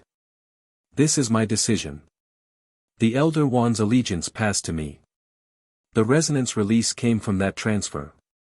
The archive exists because of that transfer. The anchor in this chamber is powered by a field connected to that transfer." He looked at Crane, then at Rookwood. "This is mine to resolve." "You're 19 years old," Crane said. "Yes," Harry said. "And I've already died once." He said it the way he said most significant things, flatly, without drama, the way you state things that are simply true. "The death barrier you're researching, I've been through it. I've stood in the space between. I know what it feels like."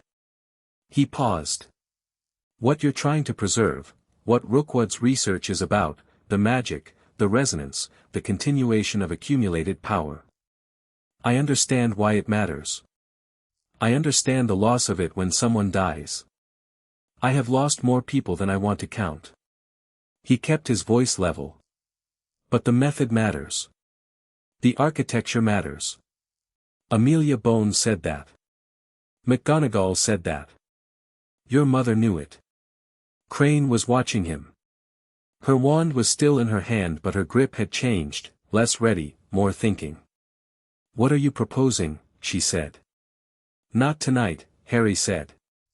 "Tonight, nobody touches the vessel. Nobody disturbs the chamber. We leave it exactly as it is." He looked at Rookwood. "And then we do this properly. Officially. With an oversight structure that isn't the Ministry but isn't just you either." He paused. "The archive becomes the foundation. Ollivander opens it, fully, properly, to a research body that includes you, Crane, and anyone else who has legitimate standing and legitimate purpose." Rookwood was very still. "You would sanction the research," he said. "I would sanction legitimate research," Harry said. "With proper controls. With the missing Wandmakers released, with Mwangi specifically, he can leave tonight," Rookwood said immediately. "He was never in danger." "And Beaumont?" Harry said. "I will contact him," Rookwood said.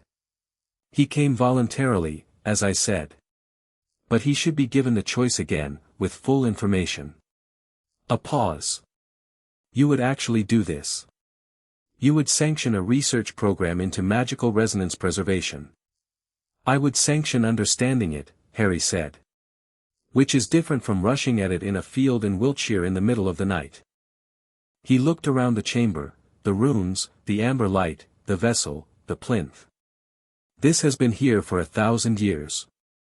It can wait another year for someone to study it correctly." Rookwood looked at him for a long moment. Then he looked at the vessel on the plinth. Something crossed his face, not defeat, nothing like defeat, but a recalibration. The expression of a very intelligent man encountering an argument he had not anticipated and finding, against his expectations, that he could not immediately dismiss it. "You understand," he said slowly, "that I spent 18 months building toward tonight." "I know," Harry said. "That I made deals and broke them, that I coerced Mwangi, he stopped. I am not a good man, Mr. Potter. I want to be clear on that point. I have not been a good man for a long time. I'm aware, Harry said. And you're still proposing this. I'm proposing that the work you've done, the research framework, the methodology, has value, Harry said. Not because I'm forgiving the rest. But because burning the good parts to punish the bad parts is something we've done before in this world and it hasn't worked. He looked at Rookwood steadily. You go to the ministry. You're honest about everything, Mwangi, the archive incursion, Beaumont, all of it. You take whatever that comes with. And then, when that's done, you do the work the right way. Rookwood was quiet for a very long moment. Then he looked at Crane. Crane looked at the vessel. She looked at Harry. My mother's record, she said. The blank disc. Ollivander said, the name goes back, Ollivander said from the wall. His voice was firm. Tonight, if you want. I give you my word. Crane breathed out through her nose, a long, slow breath that carried the weight of 12 years of searching and the strange lightness of finding something even when it wasn't what you came for. All right, she said. She lowered her wand. In the same moment that Crane's wand came down, Harry felt the shift in the chamber's resonance, subtle, like a pressure equalization, the amber light in the runes brightening a fraction, then settling back. The field responding to the decision the way old magic sometimes responded to significant moments. Not sentient. Not celebratory.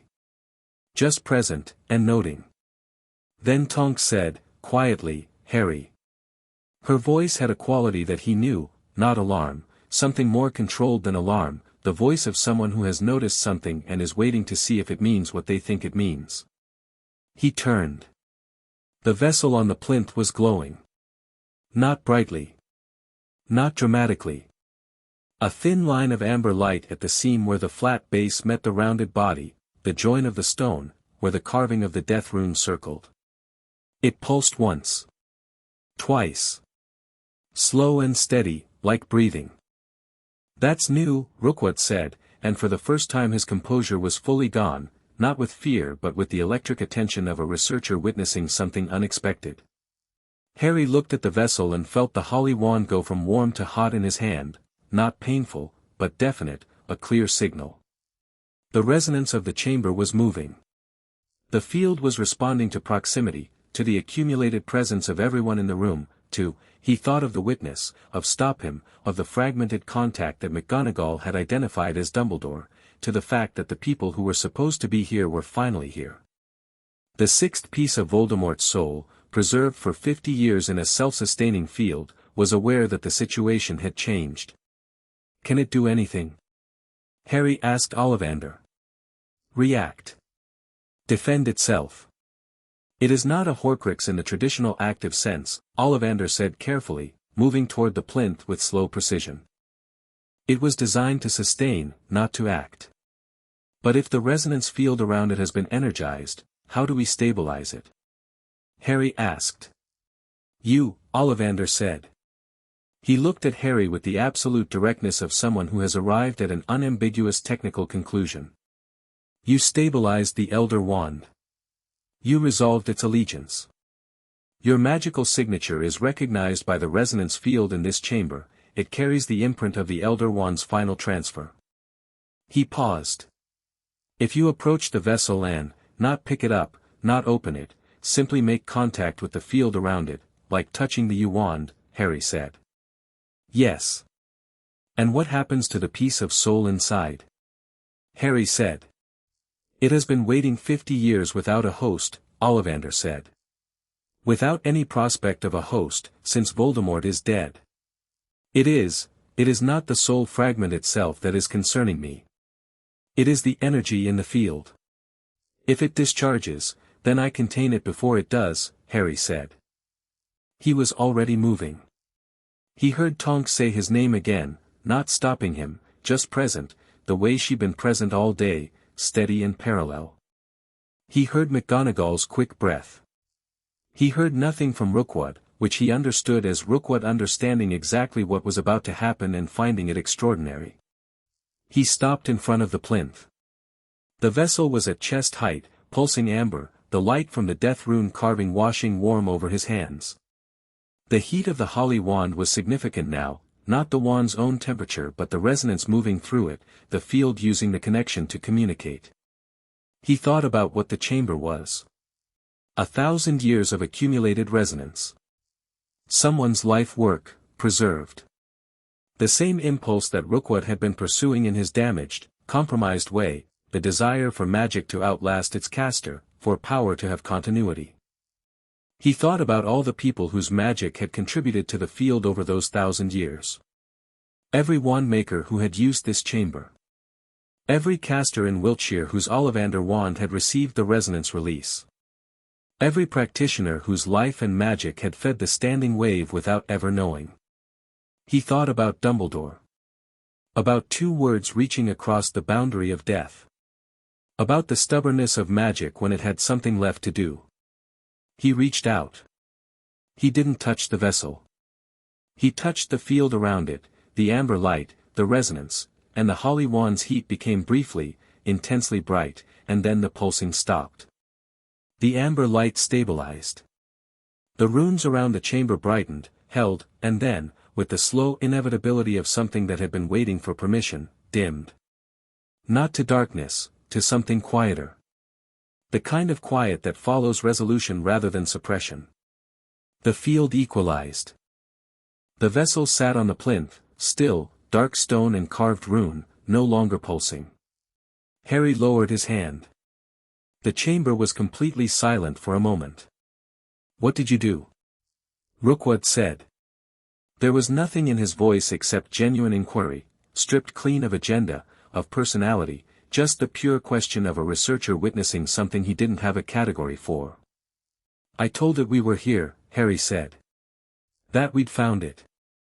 That it didn't have to sustain itself anymore because we were going to take care of it properly." He looked at Rookwood. "That's essentially it." Rookwood stared at him. "That worked," Rookwood said. "Apparently," Harry said. "You spoke to a resonance field," Rookwood said. "I communicated with it," Harry said. "There's probably a technical distinction but I don't know what it is. Ask Ollivander." Ollivander, who was staring at the now quiet vessel with an expression of pure professional wonder, said nothing for a moment. Then, 11,243 wands. 40 years of archive work. And I have never, he stopped. Looked at Harry. "You are profoundly unusual, Mr. Potter." "You've mentioned," Harry said. McGonagall was at his elbow. She looked at the vessel, then at him, and her expression was the complex one, the one that was pride and grief and the bone-deep satisfaction of a teacher whose student has done something that the teacher couldn't have done themselves. She said nothing, which meant everything. Crane was standing on the far side of the plinth, looking at the stabilized field with the expression of someone who has arrived at the end of a 12-year search and found that the ending is not what they expected, but is nonetheless an ending. "The anchor is still active," she said. "The resonance field, it's still here. Whatever is at the base of this chamber, whatever my mother thought was preserved here, is still here," Harry said. "And we're going to study it. Properly." He looked at her. "Together." She looked at him. "You're serious," she said. "Ask anyone," Harry said. "I'm annoyingly serious about almost everything." Tonks made a sound from the passage entrance that was definitively a laugh, quickly contained. Crane looked between Harry and the vessel and the rune-covered walls. Then she did something that none of them expected, she smiled. Small, private, with the quality of something long delayed finally arriving. "All right," she said. For the second time. But this time it carried different weight. Rookwood had moved to the wall and was studying the runes with the focused attention of a man who has just discovered that the next phase of his research is not closed but redirected. He didn't ask permission. He just looked, with the absolute professional absorption of someone who cannot help what they are. Harry watched him for a moment. A man who had done terrible things in service of a concept that was not entirely wrong. The most exhausting kind of problem. Not a monster, a person who had made monstrous choices and was now, possibly, in the right room at the right time with the right question in front of him. Whether that was enough was going to be determined by what happened next. Rookwood, Harry said. The man turned. Edinburgh. Tomorrow. Ministry office. Harry held his gaze. All of it. Rookwood held the gaze for a long moment. All of it, he said. Mwangi goes home tonight. I'll send the Patronus now, Rookwood said, and pulled his wand from its holster for the first time since Harry had entered the chamber. He cast the Patronus without ceremony, a small silvery thing that moved like water, and sent it north with a brief message. Then holstered the wand again. Harry watched it go. He looked around the chamber one more time. The runes. The amber light, quieter now. The vessel on its plinth, dark and still. 30 steps up to a field in Wiltshire, and above that, stars. He thought about tomorrow.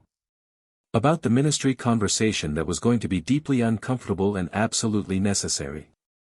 About the research framework that needed building, the archive that needed opening, the missing wandmakers who needed returning, the oversight structure that needed establishing.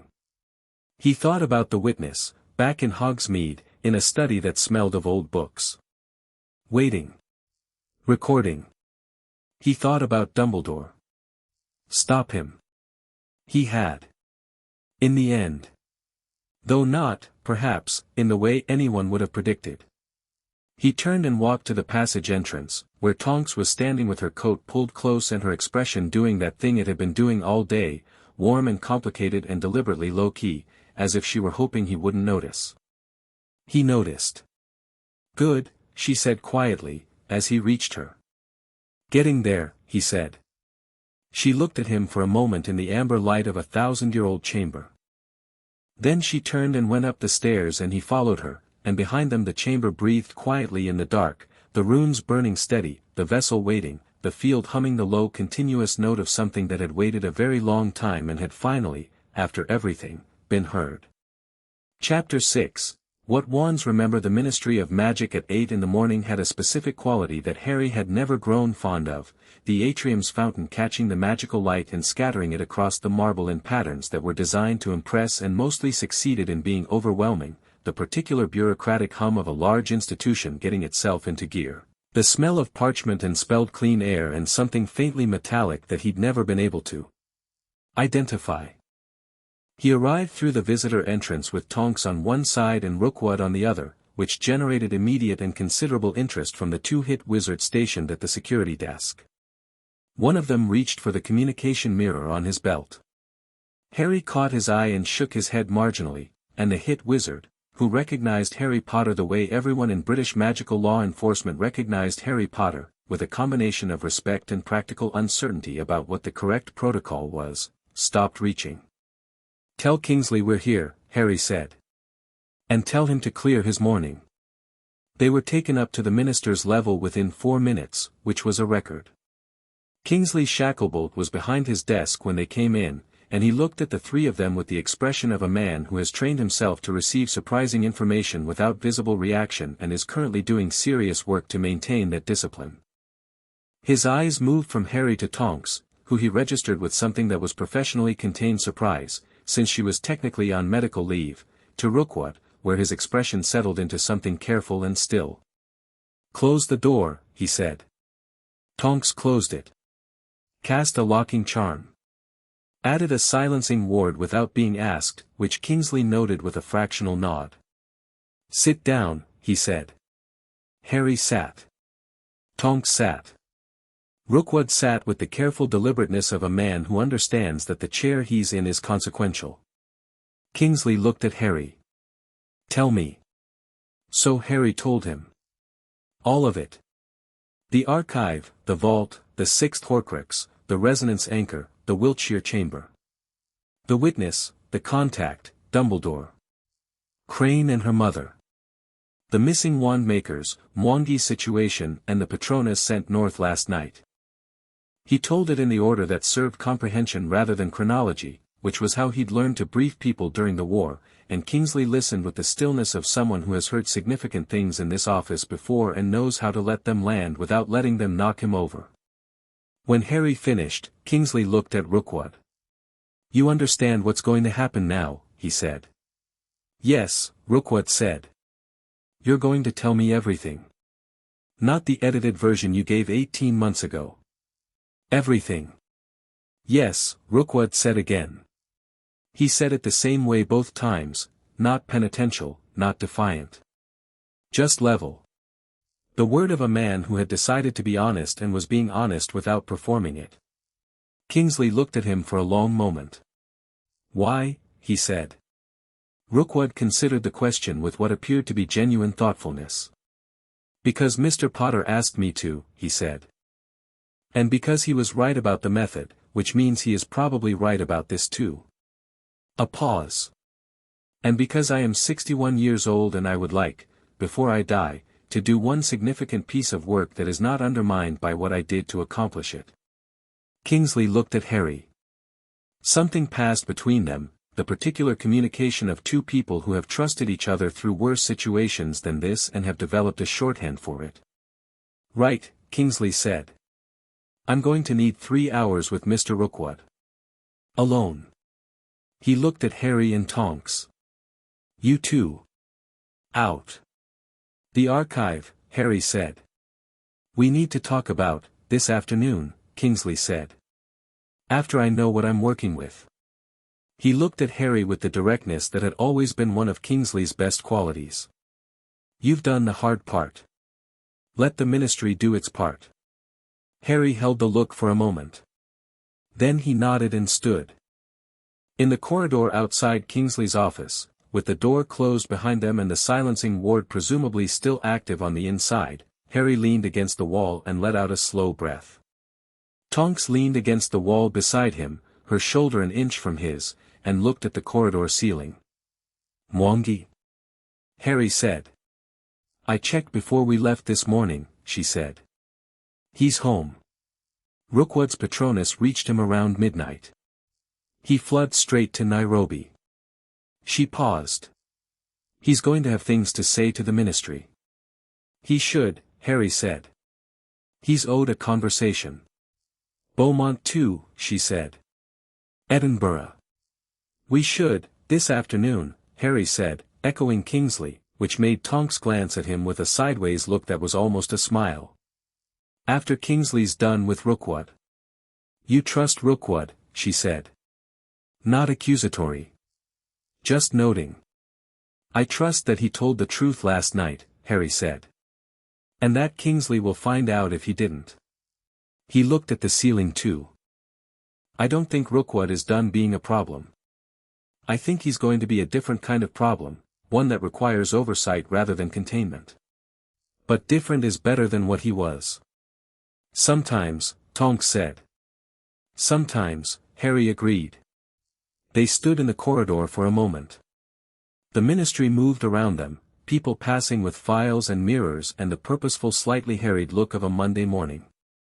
Nobody stopped, though several people looked.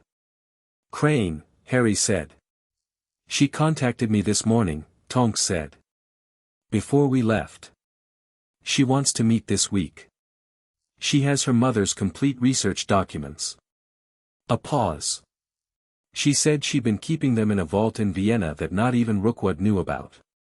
"Smart," Harry said. "Very," Tonks said.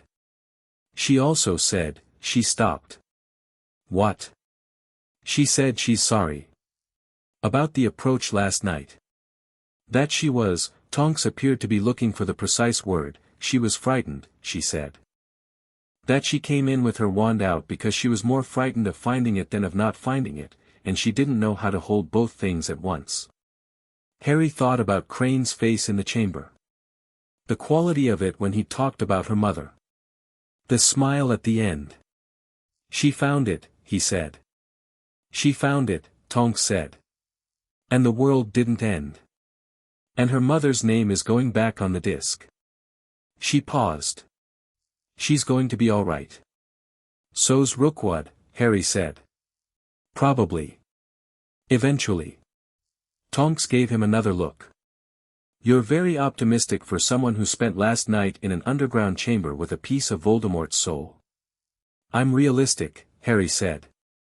Optimism is when you think things will turn out well regardless. Realistic is when you think things can turn out well if people make decent choices. He looked at her properly for the first time that morning, not tactically, not professionally, just directly. Different thing. She was looking back at him with that expression again. The one she'd been wearing since yesterday morning and not saying anything about, and he'd been leaving alone because the mission hadn't had room for it and he'd known they'd get here eventually. They were here. Tonks, he said. Harry, she said. Yesterday, he started. Yes, she said, before he could continue. I was going to say something specific, he said. I know, she said. But the answer is yes, so you can say the specific thing or not, either way. He looked at her. Yes to what, exactly, he said.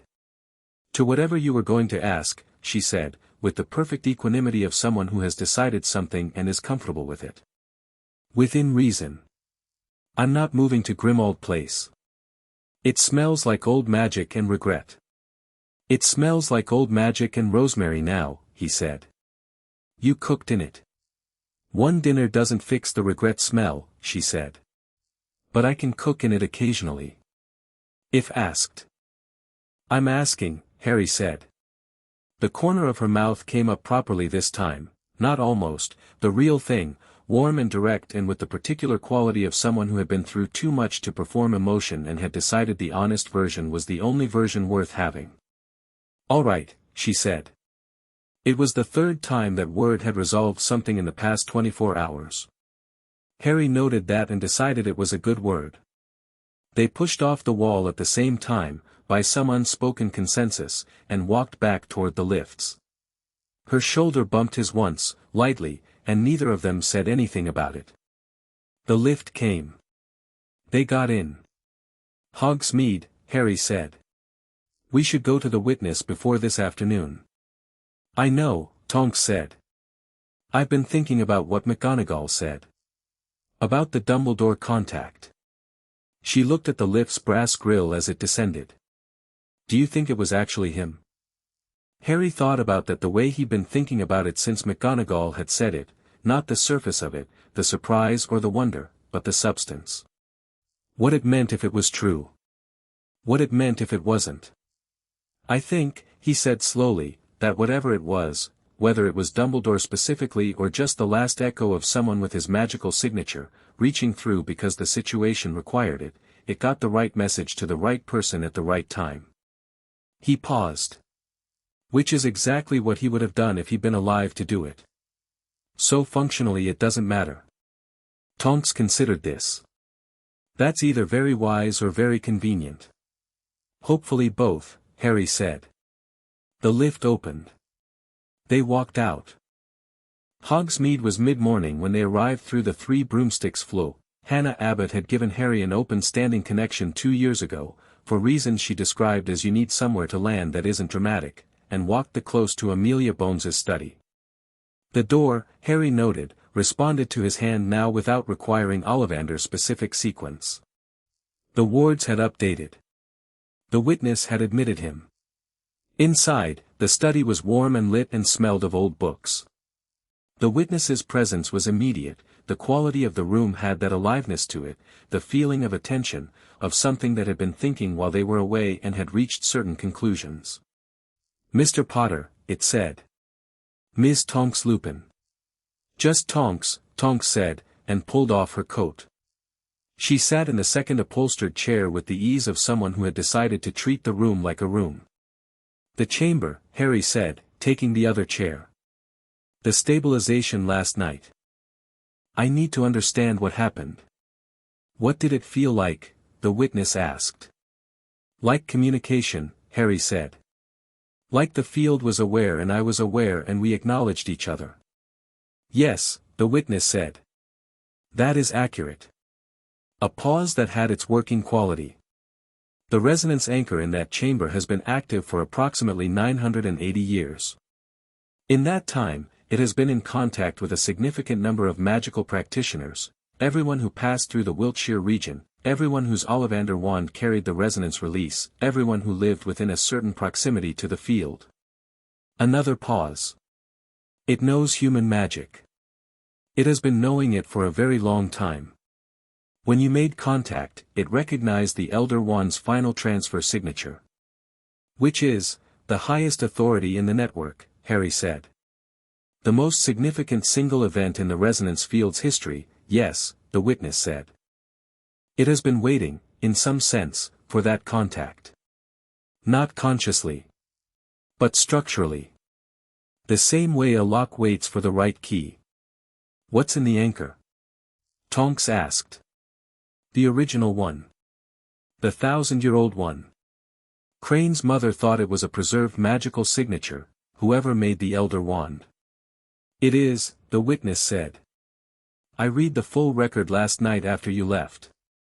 The Voldemort record, the complete version, contains enough referential data to reconstruct the nature of the anchor, given what the field itself communicated when Harry made contact. A pause. The anchor belongs to Antioch Peveril. Harry and Tonks looked at each other. The oldest brother, Harry said. The one who commissioned the Elder Wand. Or made it. Or, received it, depending on which account, the witness said.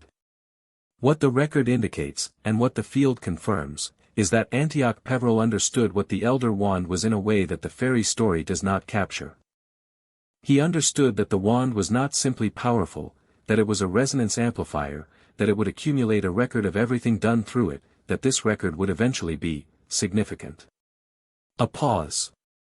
Before his death, he was killed in his sleep, as the story records, he had enough foreknowledge to prepare the anchor. To preserve his resonance. His magical signature.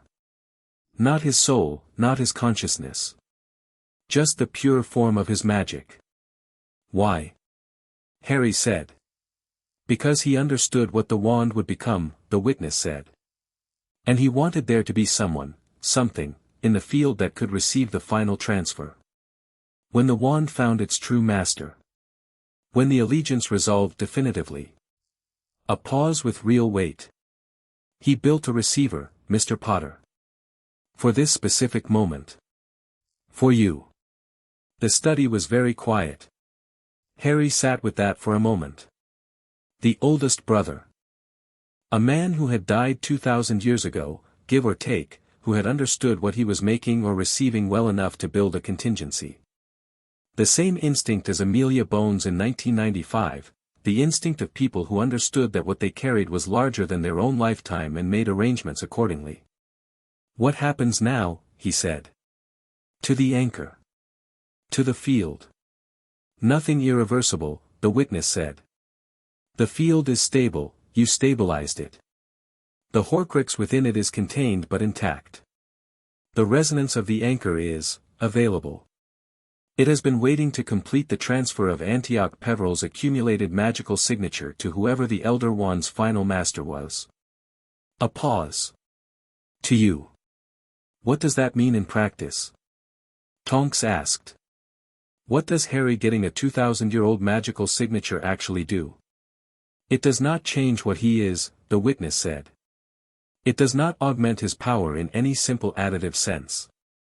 It is more like, it paused, and Harry heard it searching for the right analogy, it is like inheriting a library. The books do not make you smarter. But they give you access to knowledge that you couldn't have built yourself. Knowledge about what? Harry asked. About what magic fundamentally is, the witness said simply. Antioch Peveril understood the deep grammar of magic in a way that has not existed since. What he preserved in the anchor is not just his power, it is his comprehension. His framework. The way he thought about the structure of magic itself. A pause. If you accept the transfer, you will not suddenly know everything. But you will find, over time, that you understand things. Things that should take years of study to grasp.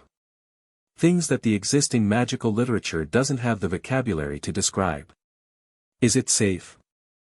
Tonks asked, and her voice had shifted to the quality it got when she was asking something that mattered personally rather than professionally. Yes, the witness said. Completely. It is not a possession, not a foreign presence. It is information. The same way reading 1,000 books changes how you think without changing who you are. Harry looked at his hands. The holly wand was warm in his pocket, had been warm since last night in the chamber, a sustained steady warmth different from its normal ambient heat. Already something had begun, he thought. The contact he'd made with the field had started a process that was moving quietly in the background, unhurried, thorough. Antioch Peveril, apparently, was patient. Had been patient for 1,000 years. A few more days wouldn't trouble him. The Horcrux, Harry said. The vessel. What do we do with it? That is the question I have been considering most carefully, the witness said. The soul fragment within it is, not Voldemort, not coherently. It is what remains of what was split away, preserved in a field that sustained it but could not give it any more development than it had at the moment of creation. It is, a pause, the fragment of a very frightened young man. Split away before any of the worst things happened. Before the murders, before the full corruption, before the war. Harry hadn't thought about it that way. He sat with it for a moment, the idea that the sixth Horcrux contained not the Voldemort of the last years but the Tom Riddle of the early ones. A fragment of a person who had not yet become what he became. Who had been afraid and brilliant and had not yet decided that the fear was everyone else's problem. It should be released, Harry said. Yes, the witness said immediately. Not destroyed in the way the others were destroyed, violently, painfully, in service of stopping a living threat. Released. Properly. The soul fragment should be freed to complete its natural progression. A pause. It has been waiting 50 years. It deserves, and I use that word carefully, it deserves to move on. Can you do it? Harry asked. The way the record allows you to read, can you? No, the witness said. This is something you will need to do. How? Tonks asked. The same way he did everything else last night, the witness said, and there was something in its voice, the dry, approving quality of Amelia Bones's judgment recognizing a pattern. By being honestly himself. Harry didn't have an answer for that, so he didn't give one. When, he said. When you're ready, the witness said. There is no urgency now that the field is stable. Take the time you need. He nodded. He was going to need to go back to the chamber, and he was going to need to think about what it meant to release a soul fragment that had been locked in stone for 50 years, and he was going to need to do it correctly. But not today. Today had enough in it already. One more thing, he said. The Dumbledore contact. McGonagall believes it was him. Yes, the witness said. What do you believe? A pause. Longer than usual. The quality of genuine uncertainty, which was new, the witness had been confident in everything else it had told him. I believe, it said finally, that Albus Dumbledore understood the resonance network better than almost any other practitioner of his era. I believe that a man who spent 60 years in proximity to the Elder Wand, who understood the Deathly Hallows as a system rather than three separate objects, who chose death at the right moment and the right hand, another pause, would have understood that the resonance anchor existed. Would have known, when he died, that there was a field in Wiltshire that preserved things. That had been preserving things for 1,000 years. You think he put something in it, Harry said. Before he died. I think, the witness said carefully, that a man of his particular genius, with his particular knowledge and his particular relationship with death, would not have missed the opportunity. A pause. And I think that whatever he put there will become apparent to you in time, in the way that Dumbledore's things always became apparent, at the moment they were needed, not a moment before. Harry sat with that. He thought about Dumbledore the way he always thought about him, with love and frustration in equal measure, the complicated ongoing conversation with a man he'd never stopped talking to even after the man was gone. He thought about the King's Cross vision, the white place between life and death, Dumbledore in a shaft of golden light saying of course it's happening in your head, but why on earth should that mean it's not real? And he thought, yes. Of course. 1,000-year-old resonance anchor in Wiltshire, preserving magical signatures, waiting for the right contact. Of course Dumbledore had left something there. Of course he had. All right, Harry said. He stood up. Tonks stood beside him. Witness, he said. Yes, it said. Thank you, he said. For waiting. For being thorough. For being what she made you. The witness was quiet for a moment. She would have liked you very much, it said. She did like you, as Minerva told you. But I mean, she would have liked the person you have become, which she did not live to see. She would have found your particular way of handling things, a pause, satisfying. Harry didn't have a response for that either, so he nodded to the room, to the bookshelves, to the warm gold sconces, to the presence of Amelia Bones's preserved judgment looking back at him, and walked to the Floo. The afternoon was full. Kingsley's debrief with Rookwood ran until 3, at which point Kingsley summoned Harry back to the ministry for a conversation that lasted 90 minutes and covered the archive, the oversight structure, the research framework, the Wiltshire chamber, and the question of what to do with 3 missing wandmakers who were mostly not missing. By the end of it, the broad architecture of what Harry had proposed in the chamber the previous night had been sketched into something that had the shape of a real arrangement. Rookwood would face a proper accounting, not Azkaban, Kingsley had decided, because Rookwood in Azkaban was Rookwood's research destroyed, and the research had value, but formal restriction, supervision, and a requirement of full transparency going forward. Beaumont in Edinburgh had been contacted. He confirmed Rookwood's account of his voluntary participation. He sounded, Kingsley said, like a man who was embarrassed to have needed rescuing from a situation he'd walked into, which was fair. Hoffman in Salzburg was reached through international channels and confirmed alive and unharmed and furious, which also seemed fair. Mwangi was back in Nairobi and had sent a letter to the ministry that Kingsley summarized as formal, detailed, and entirely justified in its criticism. Harry agreed it was, and said so. Crane came to the ministry at 4 o'clock carrying a leather satchel that contained, apparently, 12 years of her mother's research in 47 documents. She sat across from Harry in a ministry conference room and put the satchel on the table between them and looked at it for a moment. My mother's name was Elara, she said. I know, Harry said. She was, Crane stopped. Looked at the satchel. She was brilliant and difficult and she never talked about the archive or the research because she believed that things spoken aloud too often became performance instead of truth. She taught me wand lore by example rather than instruction. She taught me that a wand remembers everything but only tells what's asked. She paused. I spent 12 years asking the wrong questions. You were asking the right questions, Harry said. You were just asking them to the wrong people. Crane looked at him. Meaning Rookwood. Meaning without the full picture, Harry said. The archive was the missing piece. Your mother never found it. So you were working from incomplete information and making reasonable conclusions that happened to be slightly wrong. He paused.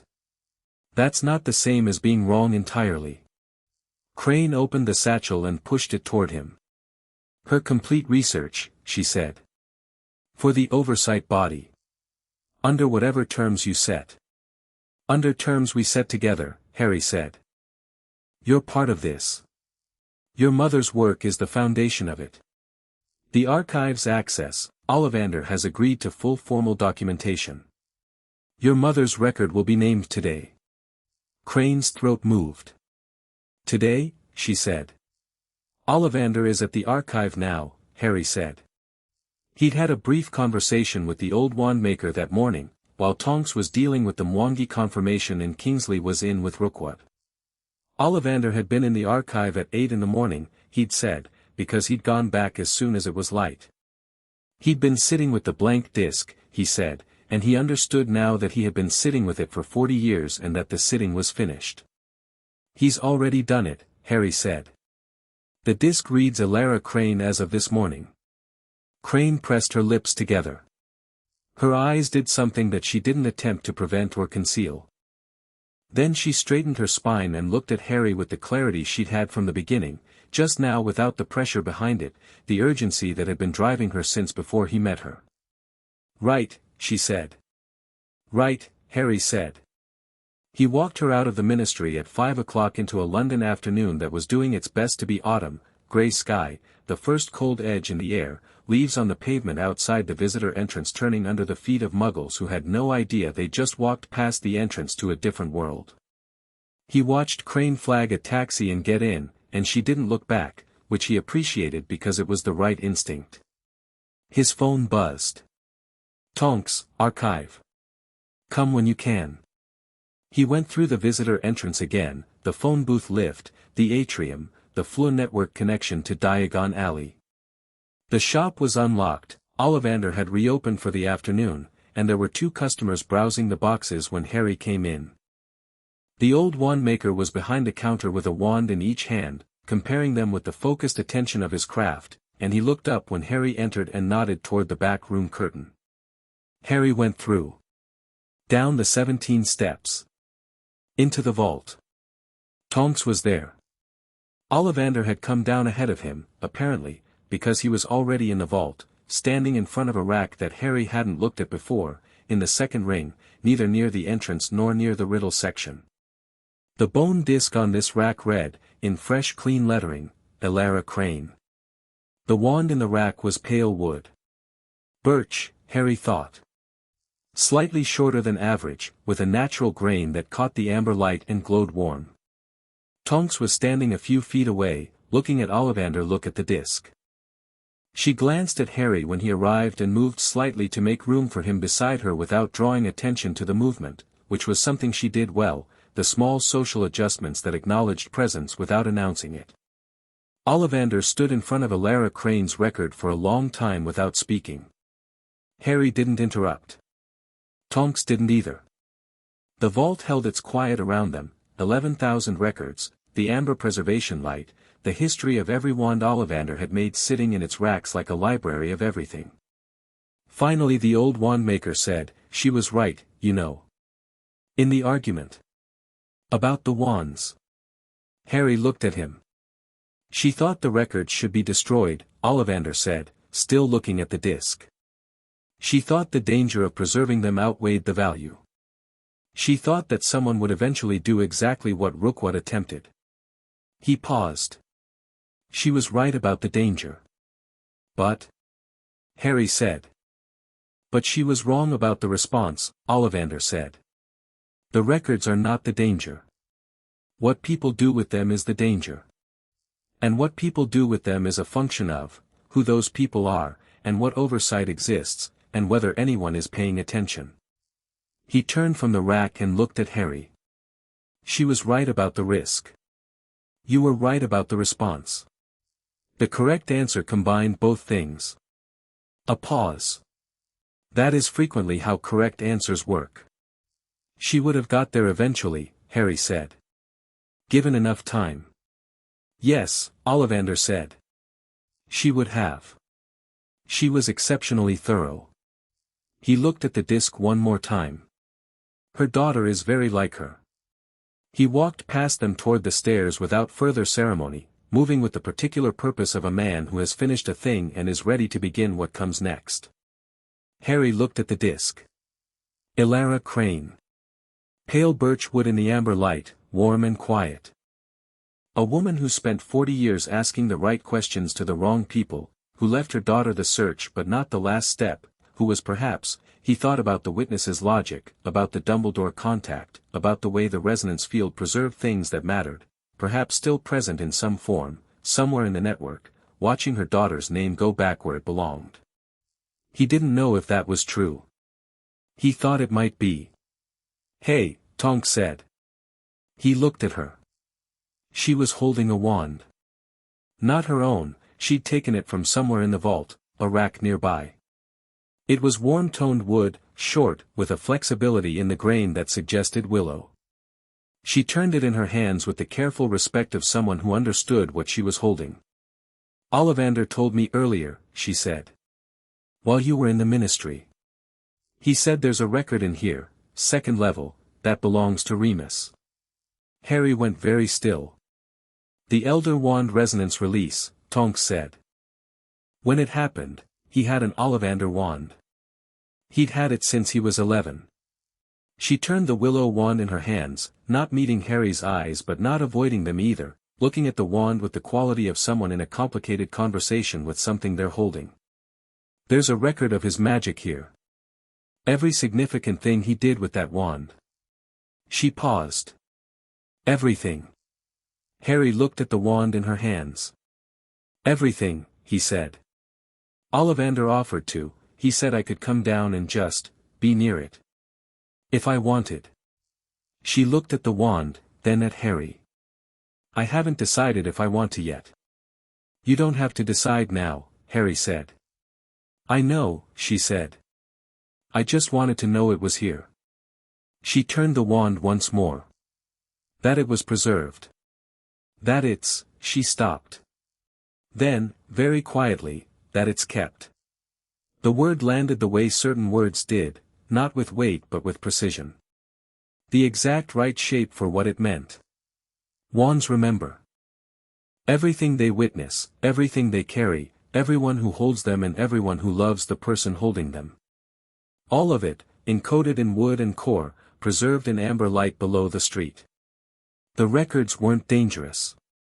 They were just true. True in the way that memories were true, partial, personal, shaped by the mind that received them. But there. Harry thought about the holly wand in his pocket. His record, in this vault. 11 years old in this shop above this vault, reaching for a wand made of holly and phoenix feather. Every spell since. Every person, every fight, every loss, every moment of love or terror or simple ordinary living. All of it there. He thought about the resonance transfer waiting for him in the Wiltshire chamber, quiet and patient, Antioch Peveril's accumulated comprehension of magic sitting in the ground like a letter written before the postal system existed, finally about to be delivered. He thought about the soul fragment in the dark stone vessel on its plinth, and the question of how to release it properly, and the feeling of the chamber's field when he'd made contact, the sense of waiting, finally resolved.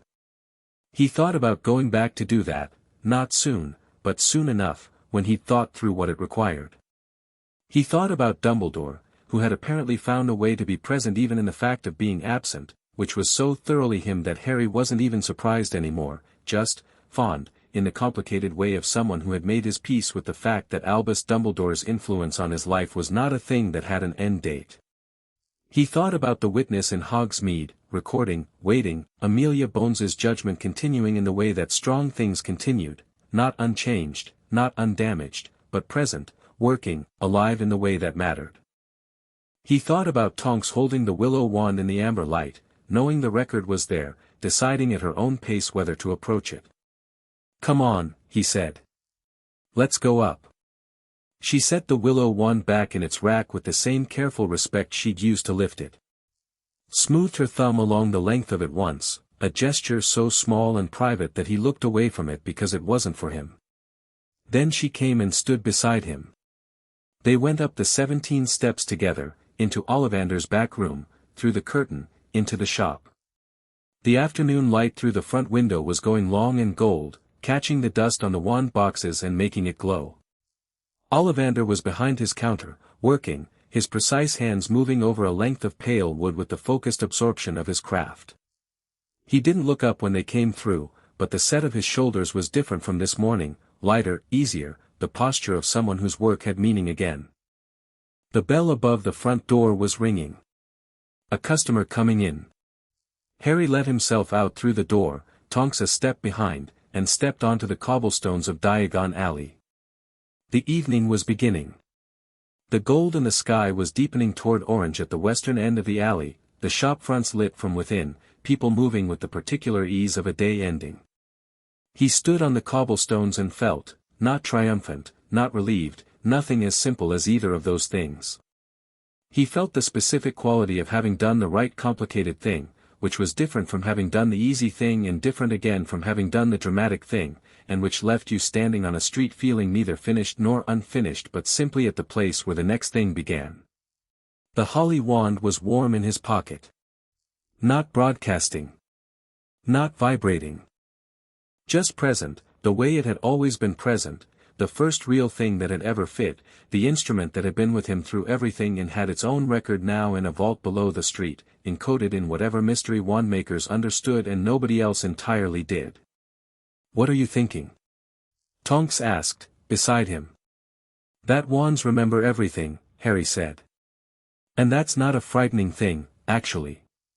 It's just," he paused, "accurate." "Is that profound or are you tired?" she asked. "Both," he said. She laughed, a real one, brief and warm, the kind that happened when the situation earned it rather than because anyone was performing comfort. He heard it land in the evening air of Diagon Alley and felt it stay there. They started walking. No particular destination, the alley, the evening, the end of a day that had started 2 days ago in this same street when Harry Potter had walked into a narrow shop with a question he'd been carrying for 2 years and inadvertently pulled a thread that had unraveled something enormous and then, thread by thread, rewoven it into something that might actually hold. He hadn't hidden anything. He hadn't run from any of it. He hadn't let the size of it stop him or the danger of it slow him into caution, and he hadn't needed anyone to tell him what to do because he'd known what to do, and the knowing had come from the same place it had always come from, not power in any simple sense, not cleverness, not luck. Just the particular stubbornness of someone who had decided, at some early and foundational moment, that the truth was worth whatever it cost to tell it. The alley moved around them. The evening continued. Somewhere below the cobblestones, 11,000 wands held their records in the amber light, and the memories of the dead were kept, and the work of the living was being measured and recorded and preserved in the deep structural grammar of magic that had been recording everything since before anyone thought to ask what it was recording. Above the alley, the first stars arrived. Harry walked, and Tonks walked beside him, and the evening was ordinary and full and the world was, for the moment, exactly what it was. Which was enough.